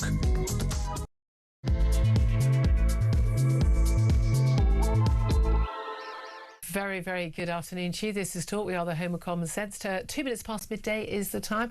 And I'm Julia Hartley-Brewer. Whether you're listening on DAB Plus Radio or your smart speaker, watching on YouTube or your connected device, thank you very much indeed for joining us. If you missed anything from the show, go to my YouTube page, The Julia Hartley-Brewer Show. Hit subscribe and you never have to miss a thing. Coming up in a couple of moments, we're going to be talking to the former head of MI6, Richard Dearlove, about Donald Trump's threat to wipe out Iran if it doesn't agree to a ceasefire by tonight. Also, we're going to be talking about Reform UK's threat to block all visas for countries that demand slavery reparations. I've got to be honest with you, loving the sound of that policy. The Tories demanded that a Waitrose employee who was sacked for tackling an Easter egg shoplifter, they demanded that he should be reinstated. He, though, has already been offered a job at Iceland for what he's done. Plus, we're going to be talking to our favourite space boffin, Andy Lound, about the Artemis 2 astronauts heading back to Earth after conducting the historic moon mission, travelling further from Earth than any human has ever travelled before. Right now, I'll just introduce you to Tom Slate. He's editor of Spiked Online, who's still joining us. Just before we go to Richard Dearlove, I didn't get a chance for you to come back on what Gideon Falter was saying about Kanye West and whether or not he should be banned from the Wireless Festival. I'm sort of unusually in two camps on this one. I'm not sitting on the fence. I can move between. I think there's an argument for forgiveness and also an argument for people who need to prove that they deserve to be forgiven, and for saying and doing awful things as he's done, a clear blatant anti-Semitism by Kanye West in very recent months as well, and whether or not he's proved that he didn't really mean what he said. If he really didn't mean it and he's really, really sorry, I think there are better ways to show it than taking out a newspaper ad and doing some concerts. Gideon Falter making the point, look, there's no real evidence that he really means it, and we need to have a line that can't be crossed. But you and me, we believe in free speech. Yes. I think you've got a higher threshold for me on this in terms of should anything be? Is there anything he could say or do that you would see that there would have to be a ban? And I think the main thing in all of this is consistency. You can't have double standards. You can't have... We do have. We know we have double standards. Exactly. And this is why even... The left does, anyway. Even historically, I've been pretty critical of moves to remove visas from far-right politicians or from Islamists coming to the UK, partly because I think it doesn't work. I think, especially in the age of the internet, you can ban a they make that their They'll shtick. be streamed into that mosque anyway. Yeah. You can ban a musical artist. You can still listen to his music on the internet. Even some of the tunes which have been removed from Spotify because they were so Hitlerian are still accessible if you want to find them. It is now if it wasn't already. Okay. So there's that question of does it work. There's also the question of does it ultimately kind of project a slightly kind of low view of the rest of the public? Do we think they're going to be kind of brainwashed by the presence of Kanye West rather than just allowing him to play? And I think particularly where anti-Semitism is concerned, and I think this is an important point, it thrives on conspiracism, the sense that the state is out to get them, the sense that they, and we all know who they mean by they, are trying to squash anyone who is telling the truth about the they Holocaust control or the Hitler world. or whatever. I would be reluctant to play into any of that. So I think where these things are concerned, it's not to say that anyone has an absolute right to come here regardless of what they do and what they say. It's not the same as being a citizen in this country where you do have certain rights just by dint of being a citizen. So you can shout death to the IDF from a stage and not get very arrested, different. Apparently. But that is if Kanye West had said, I want people to kill Jews, that would cross the line. All sort of direct incitement to violence. Direct incitement to violence. Then he would break the law. That would be clear cut. But he hasn't actually. And if there was he's putting Jews. I would say he's clearly putting Jews in this country at risk by supporting. And we've got enough of that in this country. If you're cheering on the man who killed 6 million Jews, I'm pretty sure you're putting Jews at risk. Exactly. And the big part of the problem here is that we've got enough of that in this country already. I suppose. Okay. But it's tricky, and I think also it's tricky when you're dealing with someone who's not a politician per se, but is a sort of artist performer. But he these does things politics. Yeah. Well, one aborted presidential. I'd love to hear your thoughts on this. Give us a call, 0344 499 1000. Also, you can get in touch about anything we're talking about, including with my next guest, but also the strikes by the BMA resident doctors. We're told that the latest one is going to add to that £3 billion bill since 2023 for all those strikes. This is the 15th one. It started 5 hours ago. If you were Wes Streeting, you were the Health Secretary right now, how would you deal with the doctors' latest pay demand of 26%? Give us a call, 0344 499 1000. Text the word talk in your message to 87222. Get in touch with us on X at Talk TV. Calls are charged at the national rate. Text cost £1. Standard network rate message. Right now, let's get to my next guest and talk about, well, the small matter of war in the Middle East. So Richard Dearlove is the former head of MI6 and I'd like to say joins us. A very good afternoon to you. Hi, Julia. Appreciate you joining us. Just some interesting news development, and we'll come to, which is Iran's Karg Island has been hit by several strikes. This is where 90% of Iran's oil comes out then via the Strait of Hormuz. It's been hit by several strikes, according to reports from Iranian media. Let's just talk generally, though. Donald Trump has spent the last few days basically on social media, in interviews, in press conferences, threatening to wipe out Iran. The deadline is tonight. If they basically don't agree to a ceasefire, he's used expletives, the F word, B word, calling these people crazy, and he's also threatened to basically start attacking what would be infrastructure that could also have a civilian use, not just missile silos, but bridges, energy infrastructure and the like. He said he can basically bomb Iran back to the Stone Age in a matter of hours. What do you make of his threats and indeed the threats by the Iranians to retaliate in the Gulf? Well, I think Trump, we know now, is a master of uncertainty. He's never going to state exactly what he's going to do. And, he'll say one thing, contradict himself. And in a way that gives him some sort of military and strategic advantage, however distasteful we might find it. And obviously, it's very confusing listening to his messages, which turn out to be non-messages. I think that the situation hasn't greatly changed. And the basic line is that if the Iranians refuse to compromise, which seems to be the situation at the moment, I think Netanyahu, and you mustn't leave him out of the equation, Trump, are going for broke. And what I mean by that is it was always their intention to try to get rid of this regime. And forget about bombing Iran back to the Stone Age. That's just ridiculous rhetoric. What really he's talking about is imploding the regime and replacing it perhaps with something which is more malleable, more reasonable in terms of its relations or future relations with the West. However distasteful and however much we disapprove of this war, if the regime falls, ironically, Trump will have done the West. Well, exactly. I don't personally disapprove or find the war distasteful. I don't think it's a war of choice. I think it's a war of necessity. Look, you're far more of an expert in terms of security, but I think as a general, don't think it's a good idea for Iran to have the weapons capability and the urge to get nuclear capability, given the threat that they pose because of the fundamentalist, fascist nature of their regime. Here's the thing, though. Isn't the worst case scenario for them to be, bombed, okay, one Ayatollah down, another one apparently in a coma, but if it's still the same regime of sorts still in power, basically going back to their attempt to build up their nuclear capability and now the missile capability, having proven that they basically have this switch they can flick in terms of closing the Strait of Hormuz at any time, which basically will put even the biggest military power in the world, the Americans, on the back foot, that actually, okay, it'll take them a while to build up that military capability again, but we've actually shown how strong Iran is. Yeah, well, it's a massive country, with 90 million people.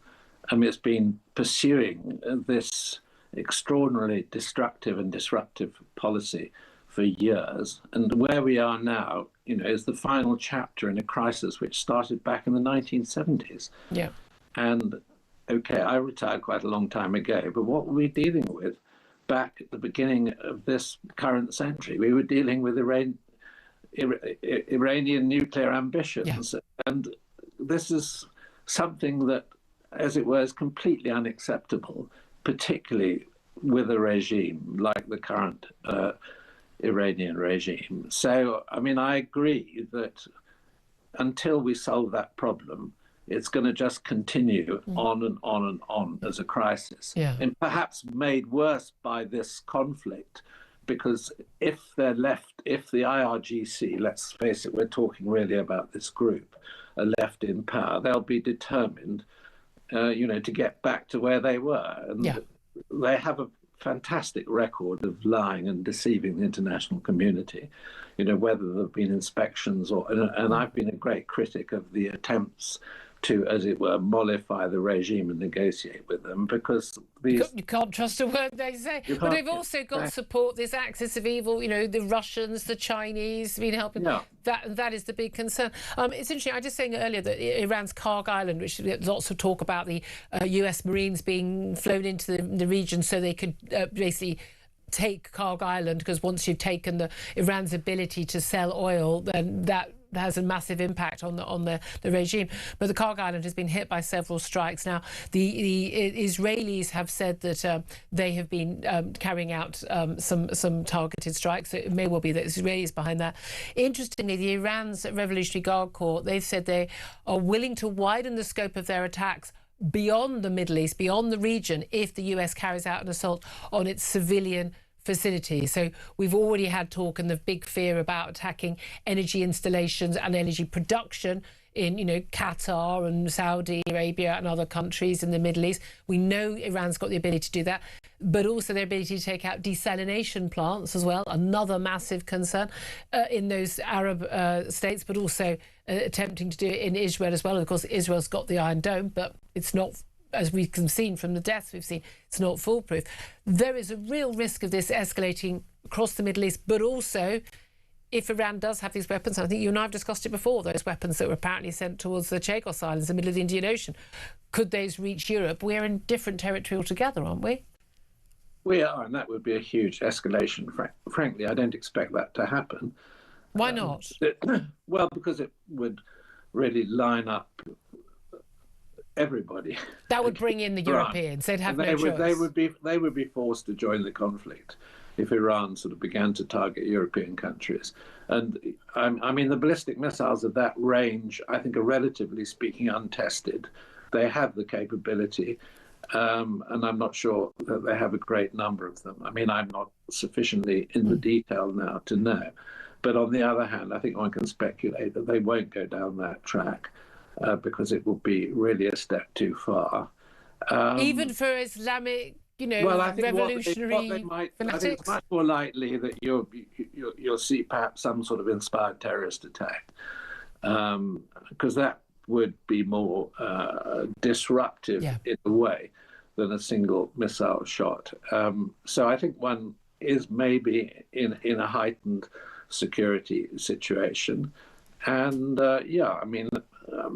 through proxies and through influence Shia mosques and other extreme groups, they have the ability to mount some sort of, terrorist spectacle. Yeah, I mean, that's where we know that the authorities, including security services used to work for were having to constantly try and foil these attacks. Donald Trump, in one of his asides yesterday, said about Keir Starmer, who, after Keir Starmer said that if there were going to be attacks on bridges and civilian infrastructure or dual-use infrastructure, that he wouldn't allow the US to fly from British bases. But Trump responded by saying, we don't need another Neville Chamberlain. Do you think Keir Starmer is far more reminiscent of Neville Chamberlain than, say, Winston Churchill? Well, I think it's a bit unfair. But on the other hand, I would say that the Prime Minister could have been a more enthusiastic supporter of the conflict right from the word go. And he can, as it were, lend support, significant strategic support to the United States without actually participating in the conflict. And I think, we made a big mistake from the start. And of course, the whole question of how you respond, what you say in this crisis is important. Yeah. And I think that I disagree with the way that I strongly disagree with the way that Starmer's handled it. But of course, he's pandering to the left wing of his party, yep. who are firmly opposed and seem somehow to want to give some sort of understanding to this impossible regime. Yeah, it is it's quite bizarre. I mean, I have to say, it's one thing them supporting Hamas, but supporting the Iranian regime that sponsors them and murders between 30 and 40,000 protesters on the streets in cold blood. But apparently they're the good guys. Yeah, well, they've killed women who've refused to wear the hijab. The oppression is extreme and ghastly. Why on earth would people be supportive of this? Because they're not Israel and they're not America. Yeah, I know. But that's how simplistic it is. Let me ask you though, in terms of the threats of bombing back to the Stone Age and bombing bridges, and 4 hours they can take them back to Stone Age, bombing energy plants, including energy projection. Again, if we're looking at oil prices going up right now, whoa, the difference if we're talking about energy, Strait not being open for some months, possibly even years, but crucially also the oil production in many other Middle East countries being damaged. We are talking about a massive issue for many countries around the world.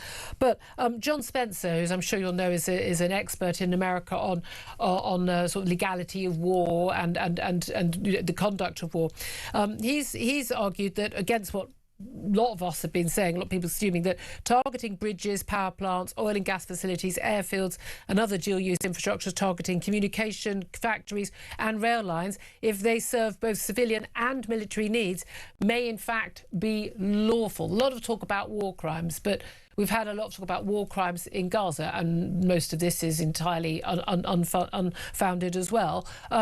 Do you think that it would be a war crime in your view? Personally, I don't think it would be, because these are the infrastructure that the regime uses to oppress the people and to give them, mobility and access speedily across the country, to put down demonstrations. Look, I'm not a lawyer, I'm not an international lawyer, but there are very, very strong differences of opinion between what is a crime and what isn't. But I think once you're in a conflict, you're involved in a war, and war is violent. And where you draw lines seems to me to be incredibly arbitrary, and the domain of several international lawyers who have excessive influence in this area, which is, in my opinion, unjustified and rather, takes the debate away from the real issues, which is winning the war. And do remember that the United States is not a member of the International Court of Justice anyway, so no one's going to be able to prosecute them because they don't agree with the court. No, for reasons which I think are pretty obvious to those of us who endorsed that decision by successive US administrations, Democratic and Republican. Very interesting. Thank you. Just finally, we were talking just before we invited you on air about Kanye West and whether the rapper should be allowed to come into the country to perform 3 nights in a row at a music festival, the Wireless Festival in London in July. Big rows over the fact that he has said and some outrageous anti-Semitic things, has songs praising Hitler, worn swastika and sold swastika T-shirts and the like. You were the head of MI6. Theresa May, when she was Home Secretary in 2015, she banned an artist, Tyler, the Creator, for a behaviour not conducive to the public good, for homophobic lyrics, encouraging violence and the like. Do you think that Kanye West should be banned from entering the country for not being conducive to the public good? Do you think he poses a threat to this country? In this instance, I think he should be banned. And because we have such a significant problem with anti-Semitism at the moment, and I'm against the sort of idea of banning artists, but I think the circumstances during wartime, and Israel's involved in war, and, given the background with Hamas and all the other issues that we're familiar with, I think in this case you ban him. Certainly, you ban him. You think he has actually a risk to the public safety? Well, I think it's inflammatory for the Jewish community, and we need to extend our hand and understanding to the Jewish community and protect them from this sort of appalling prejudice. I'm sorry, but I think it's a pretty clear-cut issue. So Richard Dearlove, former head of MI6, really appreciate you joining us. Covered a lot of ground there. Thank you very much indeed. Tom Slater, just your reaction to what Richard Dearlove said about Kanye West there. No, I think reasonable people can make different determinations where this is concerned. I think it's that really difficult line between where does kind of artistic freedom and the concerns for the broader public, and also the fact when people are coming from overseas, it's not as a clear-cut proposition as when someone from within the UK. Because you do have a decision about whether you're allowed in the country or not. No, of course. I mean, America can not let us come in because they don't like something we've written on Twitter. Yeah, but I think my starting point is always if there are people who want to host him, if there are people who want to sponsor that event, although some have pulled out, and if there are people who want to go, that's their freedom of association, that's their choice. If people want to protest, if people want to turn out against him, that's also their choice, and that's how you kind of mitigate it. Yeah, I have to say that's the interesting thing is, again, I think at the end of the day, it's nearly always going to be, money that talks, like the whole of wokeism, on that issue, that actually that's what got, Nike, have you lost a load of money because you had a man pretending to be a woman in a laughable way with no breasts, obviously because he's a man, advertising sports bras. Funnily enough, women don't want to buy your items anymore. Weird that, isn't it? But there we are. Also, just obviously, let's talk about the small matter of what's going on in Iran. He says he doesn't believe that an attack on infrastructure would be a war crime. Again, backing what John Spencer, an expert on war conduct, has said. But there is also this issue, isn't there, with Donald Trump? Lots of threats, but then there's this phrase, taco. Trump always chickens out. By the way, so did Obama. Red line in the sand in Syria, anyone? But actually, if you make these threats, these stupid threats, you need to carry them through. But I don't want him to carry them through, because I would like, when or if this, at some point, this regime will fall, whether it's in weeks, months or years, I would like the Iranian people not to have their entire infrastructure destroyed. No, exactly. And that's where these things are actually quite finely balanced. I mean, as you've already been talking about on the show so far, it's not about targeting, quote-unquote, civilian infrastructure per se. It's about whether or not it's seen as disproportionately affecting the civilians. I mean, even there was an article in Vox, a very left-wing anti-Trump outlet, which was making precisely these points the other day. But I think it was just the kind of broad sweeping nature of that announcement, which just opened him up to that accusation from his critics. Whether or not he would ever actually carry it out as a different issue. He is his own worst enemy on that front, isn't he? I'm just not entirely sure that this defence of, he's keeping them on their toes, they don't know what he's going to do.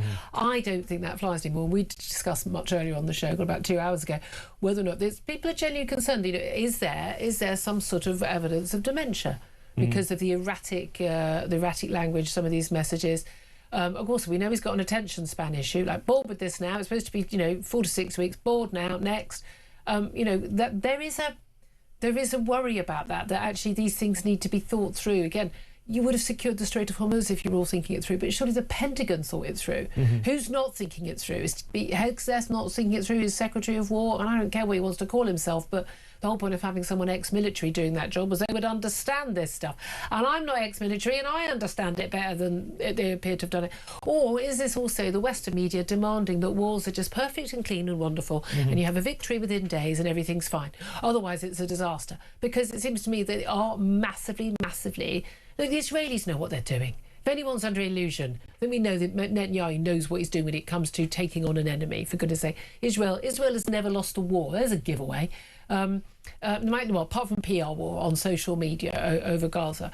But they, Netanyahu, they know they've got the intel they've got in Iran. They've been taking out the nuclear capability, the missile capability, their ability of the Iranians to wage war and to plot against Israel and their Gulf neighbours. They've got the support of pretty much every Arab state in the Gulf. That's quite a giveaway of what threat Iran poses, and it needs to be neutralised. And we can either do it today or we can do it next year or 20 years' time. But it's going to have to be neutralised. I do wonder, though, that given Trump's reputation for piling in and then trying to get out quite quickly, whether or not these bellicose threats are being taken as seriously in Tehran as they might otherwise have been, because that's the whole theory, right? Is that you make them, you keep them guessing, you make them think that you might even hit that red button at some point if you've pushed to it. I'm just not entirly clear. They're certainly not acting in such a way that they think he's likely to carry through. But if these people genuinely think they're believing in this apocalyptic war to bring back their Messiah, I don't know the terminology, and they're going to go to see their 72 virgins. What do they care? That's the worry. Yeah. 12:26 is the time. Love to hear your thoughts on this. Get your calls in. Coming up, we're going to be talking about reform, saying they're going to block visas for anybody coming from a country that is demanding slavery reparations. Good luck to the Caribbean there, although might hurt some holiday destinations for Brits. We're also going to be talking to our favourite space boffin expert, Andy Lamb, about that Artemis 2 moon mission. What have we learned so far? What they've done so far? How significant is it? That's coming up. This is Talk.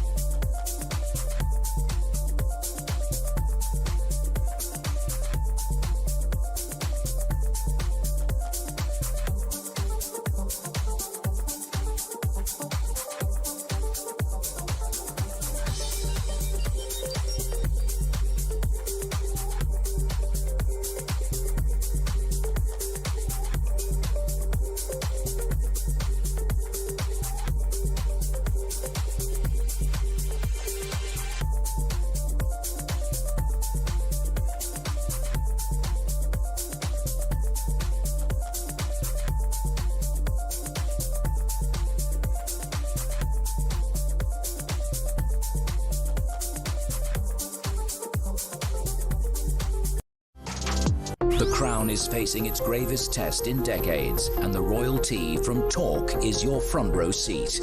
With royal reputations under pressure and probing questions about public trust, we unpack every twist and revelation with the biggest names in the business. From the throne room at Buckingham Palace to a mansion in Montecito, we follow every royal ripple.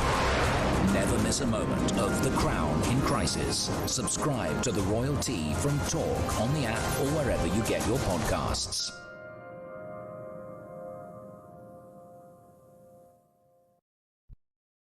Across the UK, on DAB+, on YouTube, on your mobile, and on your side.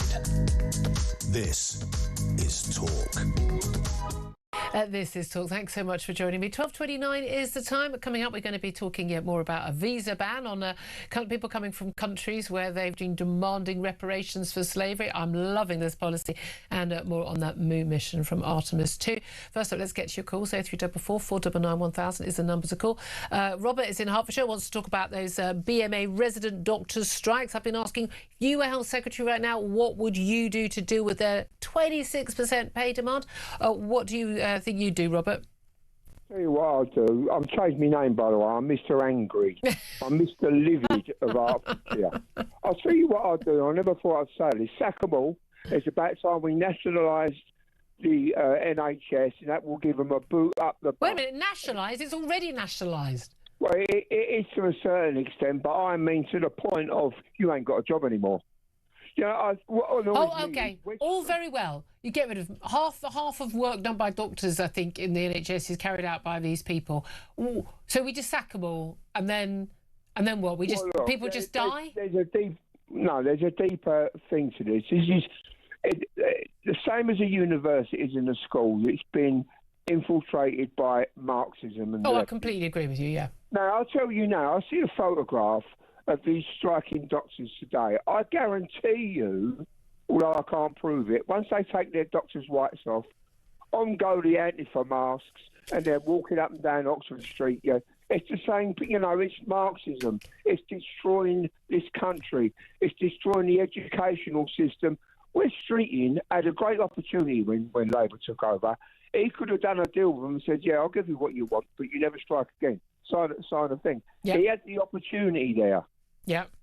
Yeah. Oh, no, absolutely. By the way, I was tweeting last night about a guy called Ranjit Brar, and he's a vascular surgeon at a consultant at King's College Hospital in London, and he was shouting, basically cheering for Iran, calling for victory to Iran in this current war, and talking about wiping Israel off the map and cursing the parasites of the City of London and the Epstein class. I mean, again, is he talking about bankers, or some of the language is, frankly, language that has been used by many people about Jews as well? I mean, but basically it was all about, you know, exploitation of the masses and Marxists. But he's a consultant on a very high salary talking about exploitation. I mean, frankly, do one, mate. What's his name? His name is Ranjit Brar. It sounds like dirty underwear, don't it? Oh, for goodness sake. What are you like? No, but I'm just saying, but we've seen again and again numerous doctors in the NHS who are spouting extraordinary things. You don't, they seem to be highly politicised in a way that they certainly weren't, you know, I think 20 years ago. Robert, thank you for your call. Mr. Angry there. I'm not entirely sure, Tom Slater, that sacking a lot of them is going to do it, but there's no question at all the NHS, and certainly NHS unions now, but I don't think the Royal College of Nursing, but certainly the BMA, and we know the National Education Union in schools, highly political. They're basically communists. It's full-on lefty Corbynista type politics, isn't it? Yeah, and it's interesting where the BMA are concerned because of the fact that historically it wasn't always the case. It's often quite a kind of small C conservative institution. Yeah. But, you know, as is gone the way with many unions, they've kind of taken a slightly Corbynista bent over the course of the past decade.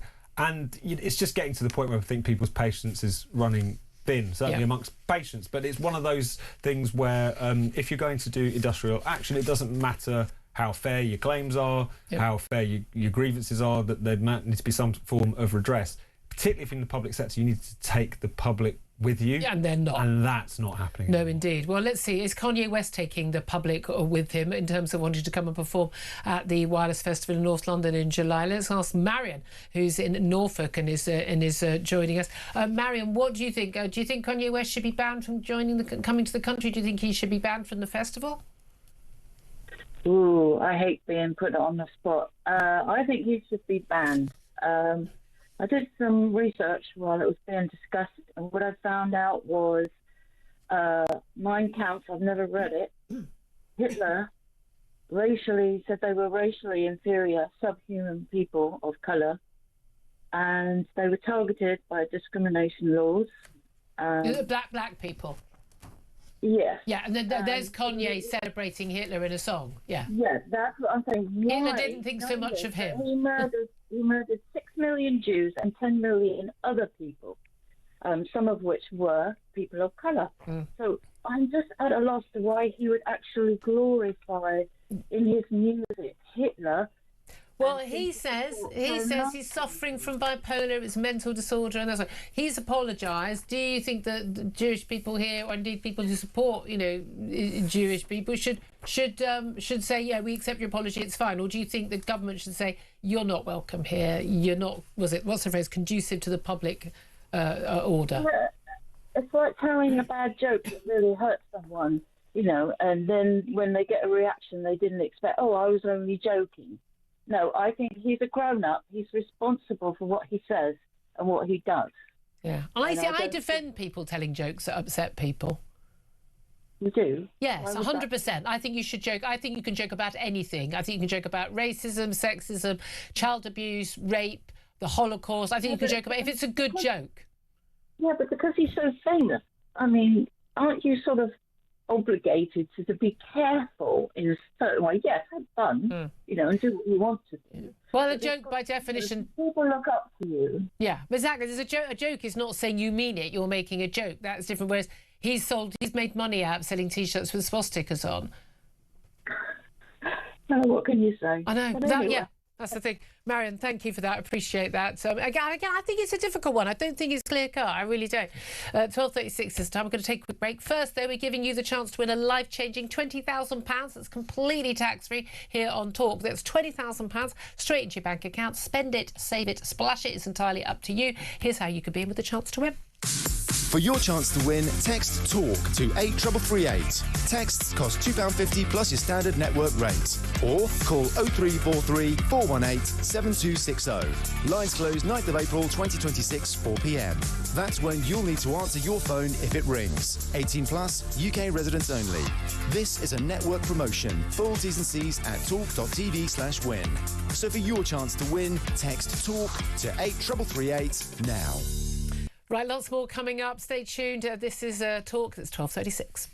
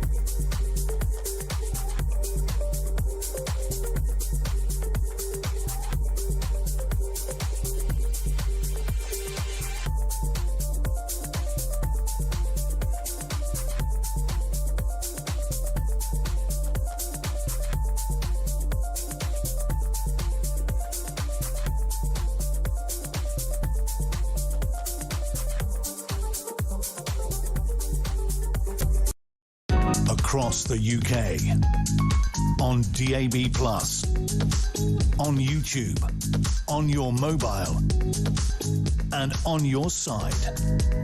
This is Talk. Very good afternoon. Welcome back to the show. 12:39 is the time. Let's talk right now about, well, a fascinating new policy announced by Reform UK. So they're going to stop issuing visas to countries that demand slavery reparations from Britain. 17 nations, largely Caribbean or African nations, have demanded billions of pounds. I mean, it would actually be, trillions and trillions and trillions in total to compensate for Britain's historical role in the transatlantic slave trade. And yet, after the past 2 decades, Britain has issued a total of 3.8 million visas to nationals of these countries. Oh, also, by the way, our taxes are paid for £6.6 billion in foreign aid to those countries. So Zia Youssef, the Home Affairs spokesman, has said UK's made huge sacrifices to end the slave trade. Yeah, small point, worth making, and described calls for British taxpayers to pay compensation as insulting. I'm loving this policy. I imagine my next guest will as well. Robert Bates is Research Director at the Centre for Migration Control. Good afternoon to you. Afternoon, Julia. Thanks for joining us. And we've had a lot of, we had Kemi Badenoch from the Conservatives saying, we shouldn't be paying any reparations, and we've had the Labour government sort of, we're not entering any discussions on this, but basically hand wringing. I like a really clear, no, load of nonsense. We're not paying reparations, and you know what? It's cheeky of you to ask, and we're going to punish you for even asking. I love this. What do you make of it? I think it's spot on, and this is one of the glories of having a sovereign border policy. And if we do see in 2029 a centre-right government, this is the kind of thing they can be doing. And I think of the list of countries, of course, the big one there is Nigeria, where we hand out hundreds of thousands of visas in the last few years alone. They're one of the biggest countries that do receive long-term visas, but also visitor visas. And I think one of the most interesting parts of these proposals is that it's not just going to be to those wanting to come and work and study in the UK, but also those hoping to maybe come and visit and be a tourist in this country. And actually, I think we misinterpret what a tourist visa really is these days. I think they're going to go and look at Big Ben and spend lots and lots of money, but in reality, actually, it's coming to meet up with family members and really not offer any actual economic boon. So I think this is... And also they last for three months. So whereas we get a visa for 3 months, but we only go for 2 weeks somewhere, talk about people coming for 3 months, and as you say, they're not necessarily spending money on hotels and restaurants and booking a load of West End shows and you know, travelling around the country. We're not getting that economic benefit you might be getting from, say, American tourists.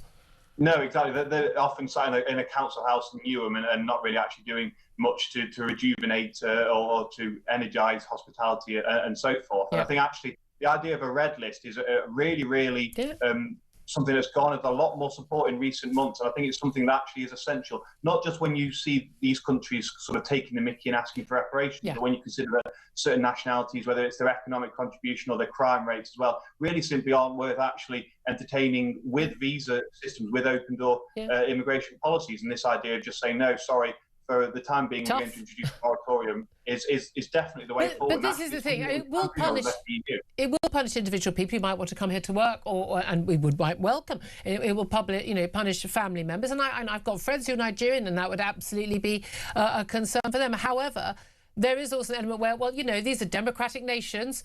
You know, talk to your government and stop asking for nonsense stuff, pretending that we're responsible for the world ills when every empire has had slaves. We're the only empire that stopped slavery. And by the way, it was West African kings and leaders and people who were rounding up their fellow black people and putting them in the slave markets and selling them to the Europeans who were selling them. White people have been enslaved. Europeans have been enslaved. This is completely the norm. We are the only nation in the world to have actually ended slavery and campaigned around the world. And by the way, it was ordinary Brits who campaigned for that, working class ordinary Brits who campaigned for it. And I've got to be honest with you, I've got zero time for anyone making these demands. And we know it's a load of corrupt kleptocratic leaders in the Caribbean just hoping to get a slice of the money. It's not going to go to make people in the, you know, ordinary people living in huts in the Caribbean's lives better. But there needs to be a cost for them making these demands, doesn't there? Absolutely, because otherwise they will keep interminably rolling on. And actually, we've seen, you know, the UN recently suggest that somehow passing a motion, the transatlantic slave trade was the worst atrocity in human history, and we continue to self-flagellate ourselves for it. And I think actually it completely misdirects where the conversation needs to be about what those countries should actually be doing to improve their own lot. And I think we talk a lot about Britain's soft power. Well, actually, let's start using that soft power to the betterment of our country's standing. And this idea, if we can use visas to clamp down some of these attacks on us effectively, which is what they are, and say to them, unless you zip up and stop making these ridiculous claims, we're going to just simply withhold visas to you. That is exactly what a sovereign country should be doing. It should be using its own cultural, economic, whatever might it has to improve its own standing in the world. Yeah, absolutely. Couldn't agree with you more. We should also be using some of our our powers to actually protect our own borders closer to home, shouldn't we? In terms of where we are with the Channel boats, I imagine we're going to get a whole load of numbers about the number of people who've come over the Easter weekend because the weather's been so calm and nice, although I think maybe quite windy might have affected. But we all know it's the weather that affects the number of people who turn up in this country, not any government policy. But we're now told that the latest cunning plan to help tackle the Channel dinghies is facial recognition drones to be deployed in the Channel to catch migrant smugglers who are driving the small boats, although they only drive them for a short bit and then they go right over to you and then they head back to shore, don't they? Radar-enabled technology being trialled by a border force to spot targets, even if they've altered their outfit or appearance. I mean, what's the point? Well, quite. This is piddling around the edges, and we know that under Labour that the things have really descended into chaos. They nearly had the deal with France completely fall through. They have had their border commander recently quit because he effectively admitted that things weren't going very well, and Labour had no real plan to actually stop the small boats crisis. We're still very early on in the year, and I think any attempt which Labour seem to be making with this press announcement today that they're sort of really clamping down and the numbers are falling are quite disingenuous, because the numbers that normally cross in the first 3 or 4 months of the year are very small compared to the huge wave that will come in late spring and into summer and into autumn as well. So actually, what we really are waiting for now is this huge surge that we all know is coming. I think there are boats coming across today. It's been reported in places that there are individuals making the crossing, and I think we will see very, very in the next few weeks, very shortly, that actually the crisis, far from abating, is continuing to increase at pace. These kind of measures, I think we'll see a couple of prosecutions at best of individuals that are driving these boats. We'll also see a lot of claims from those that are and they'll be replaced by someone else. So what's the point? This must say, actually, as of 12:30, Reform UK leader Nigel Farage has been holding a press conference along with Siobhan White. Now, she's the mother of Rhiannon White. She was a woman who actually worked at an asylum hotel where she was stabbed 23 times by an asylum seeker. That's Deng Majek. Now, he was jailed for life for that horrific murder back in 2024. But Nigel Farage has been holding a press conference with her mother, speaking about the impact of the illegal migration invasion on the safety of women and girls. Now, this is a huge issue. We know, of course, everyone's going to be focusing on those local elections, all the different political parties are. But this is a huge and growing issue. We've just seen the number of cases that have been coming to light where you're looking at sexual assaults, rapes, murders, other violent crime, forget the shoplifting and the working illegally, for Deliveroo, but serious crimes, particularly against women and girls. And no one can ignore it anymore. No, and I think unfortunately now it seems to be impacting every single corner of the United Kingdom that we have these kind of reports. We, of course, saw in the last couple of weeks as well an individual sentenced for rape in Nuneaton of a 12-year-old girl, an individual from Afghanistan. We know full well now that individuals coming across on these small boats are from nationalities that are disproportionately represented in especially sexual assault crime statistics. It's unfortunate that the Home Office and actual government bodies aren't prepared to countenance this problem, and they really are continuing this push to dismiss concerns of local communities. When you look, for instance, as the righteous protests in Epping about the sexual assault that was committed there as well, and these are all kind of dismissed as communities that have been misled by scapegoating and fear-mongering, rather than actually look at the real concern in which we're letting in young, unvetted men from countries that have very, very culturally distant and different attitudes towards women and girls into our streets, unvetted, unencumbered, free to roam around. It's an incredibly terrifying prospect. And the misleading was done by the authorities refusing to divulge the immigration status and nationality status of a lot of these men. Again, now convicted, many of them. Robert Bates, thank you so much for joining us. Appreciate that. Research Director at the Centre for Migration Control. We're going to take a quick break right now. Then we're going to be talking to my favourite space boffin and yours, Andy Lound, about that Artemis 2 mission coming back now from the moon. This is Talk.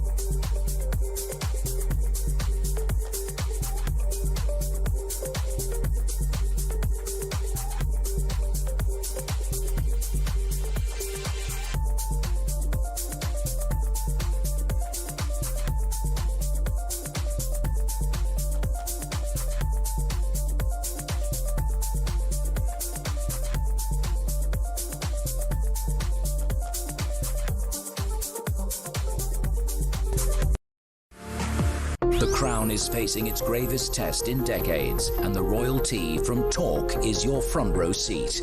With royal reputations under pressure and probing questions about public trust, we unpack every twist and revelation with the biggest names in the business. From the throne room at Buckingham Palace to a mansion in Montecito, we follow every royal ripple. Never miss a moment of The Crown in Crisis. Subscribe to The Royalty from Talk on the app or wherever you get your podcasts.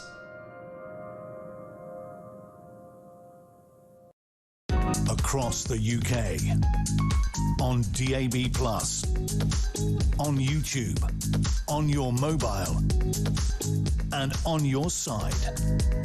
This is Talk.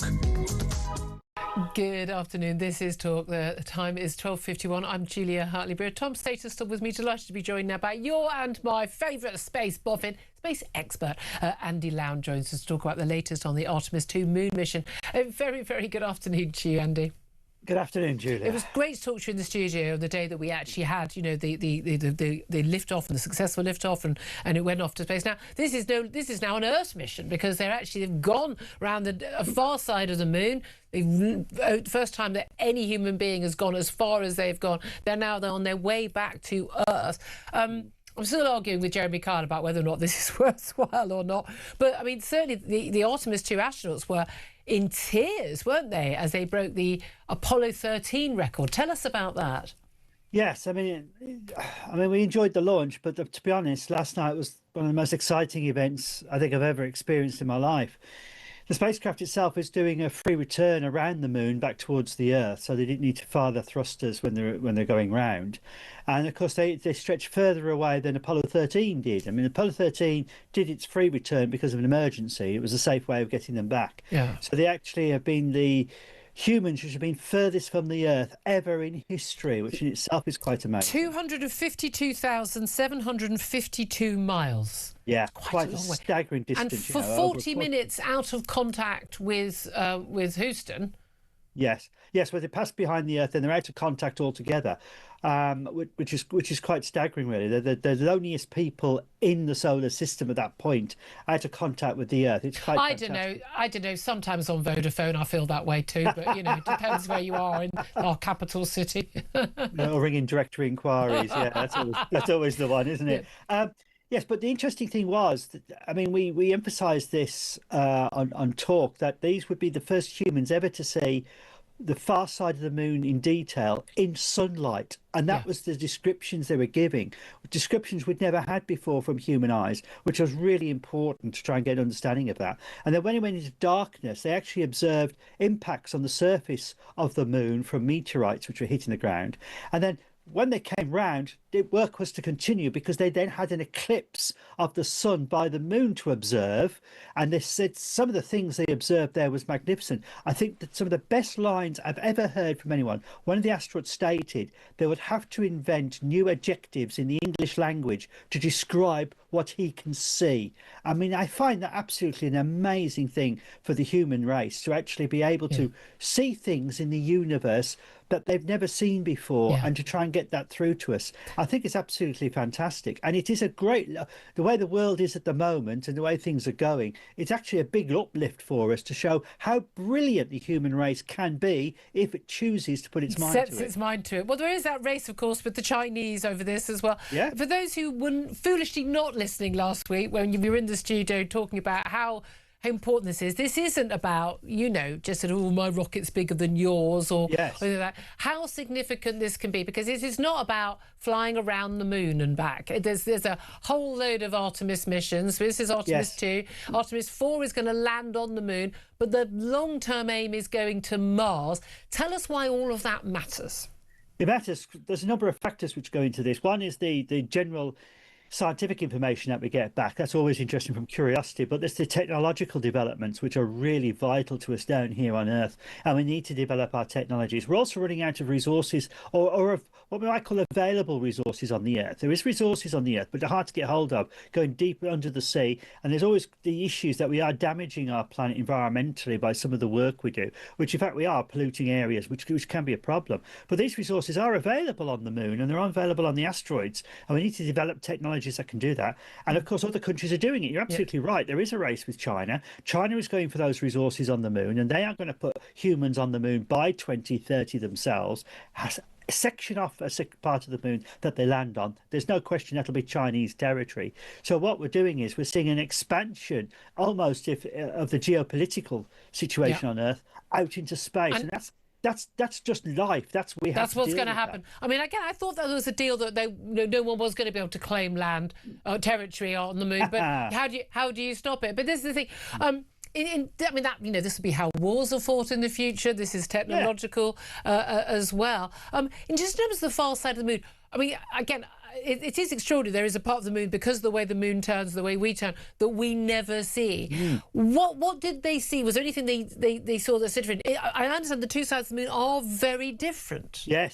Yes, on the side that we look at, we see the Maria, which is known as the seas. They're not seas, they're areas where volcanic lava has flowed across it. You don't see that on the far side of the moon. It's much more battered and hummocky, and nobody knows really why the difference is there. It might be because the side facing the Earth has more tidal forces placed upon it by the Earth, pulling it, but we don't know for certain. And the crust on the far side is also thicker. And one of the reasons we're going to have to study this carefully, and the Chinese already have a spacecraft on the far side, an unmanned one, is that we think the moon could have been part of the Earth at one time, and we'll be able to actually study that. And if that's true, we might actually get an understanding how the solar system itself formed. Yeah, because they think that a massive asteroid hit the Earth and a bit bashed off, and that then became. Yeah, I mean, it's absolutely fascinating. Again, learning about the past helps us for the future as well. And again, you and I were saying, if we had an option, we'd both go to space. You'd happily go off to Mars, wouldn't you? I don't think I'd go that far, but we're just now waiting a few more days. They're on their way home. Everything going well so far. Apart from the toilet, they've still got problems with the toilet.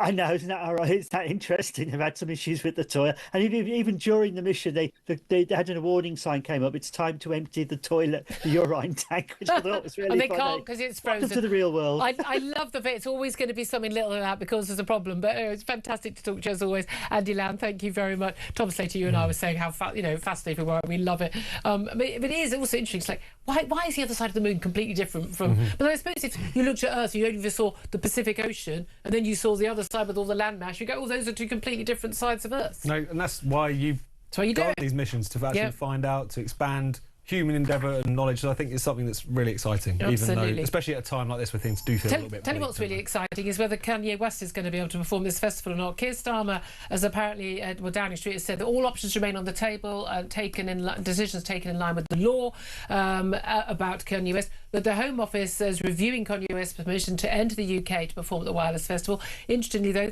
he has already been issued with an electronic travel authorisation, a visa waiver, and that allows visits for the next 6 months.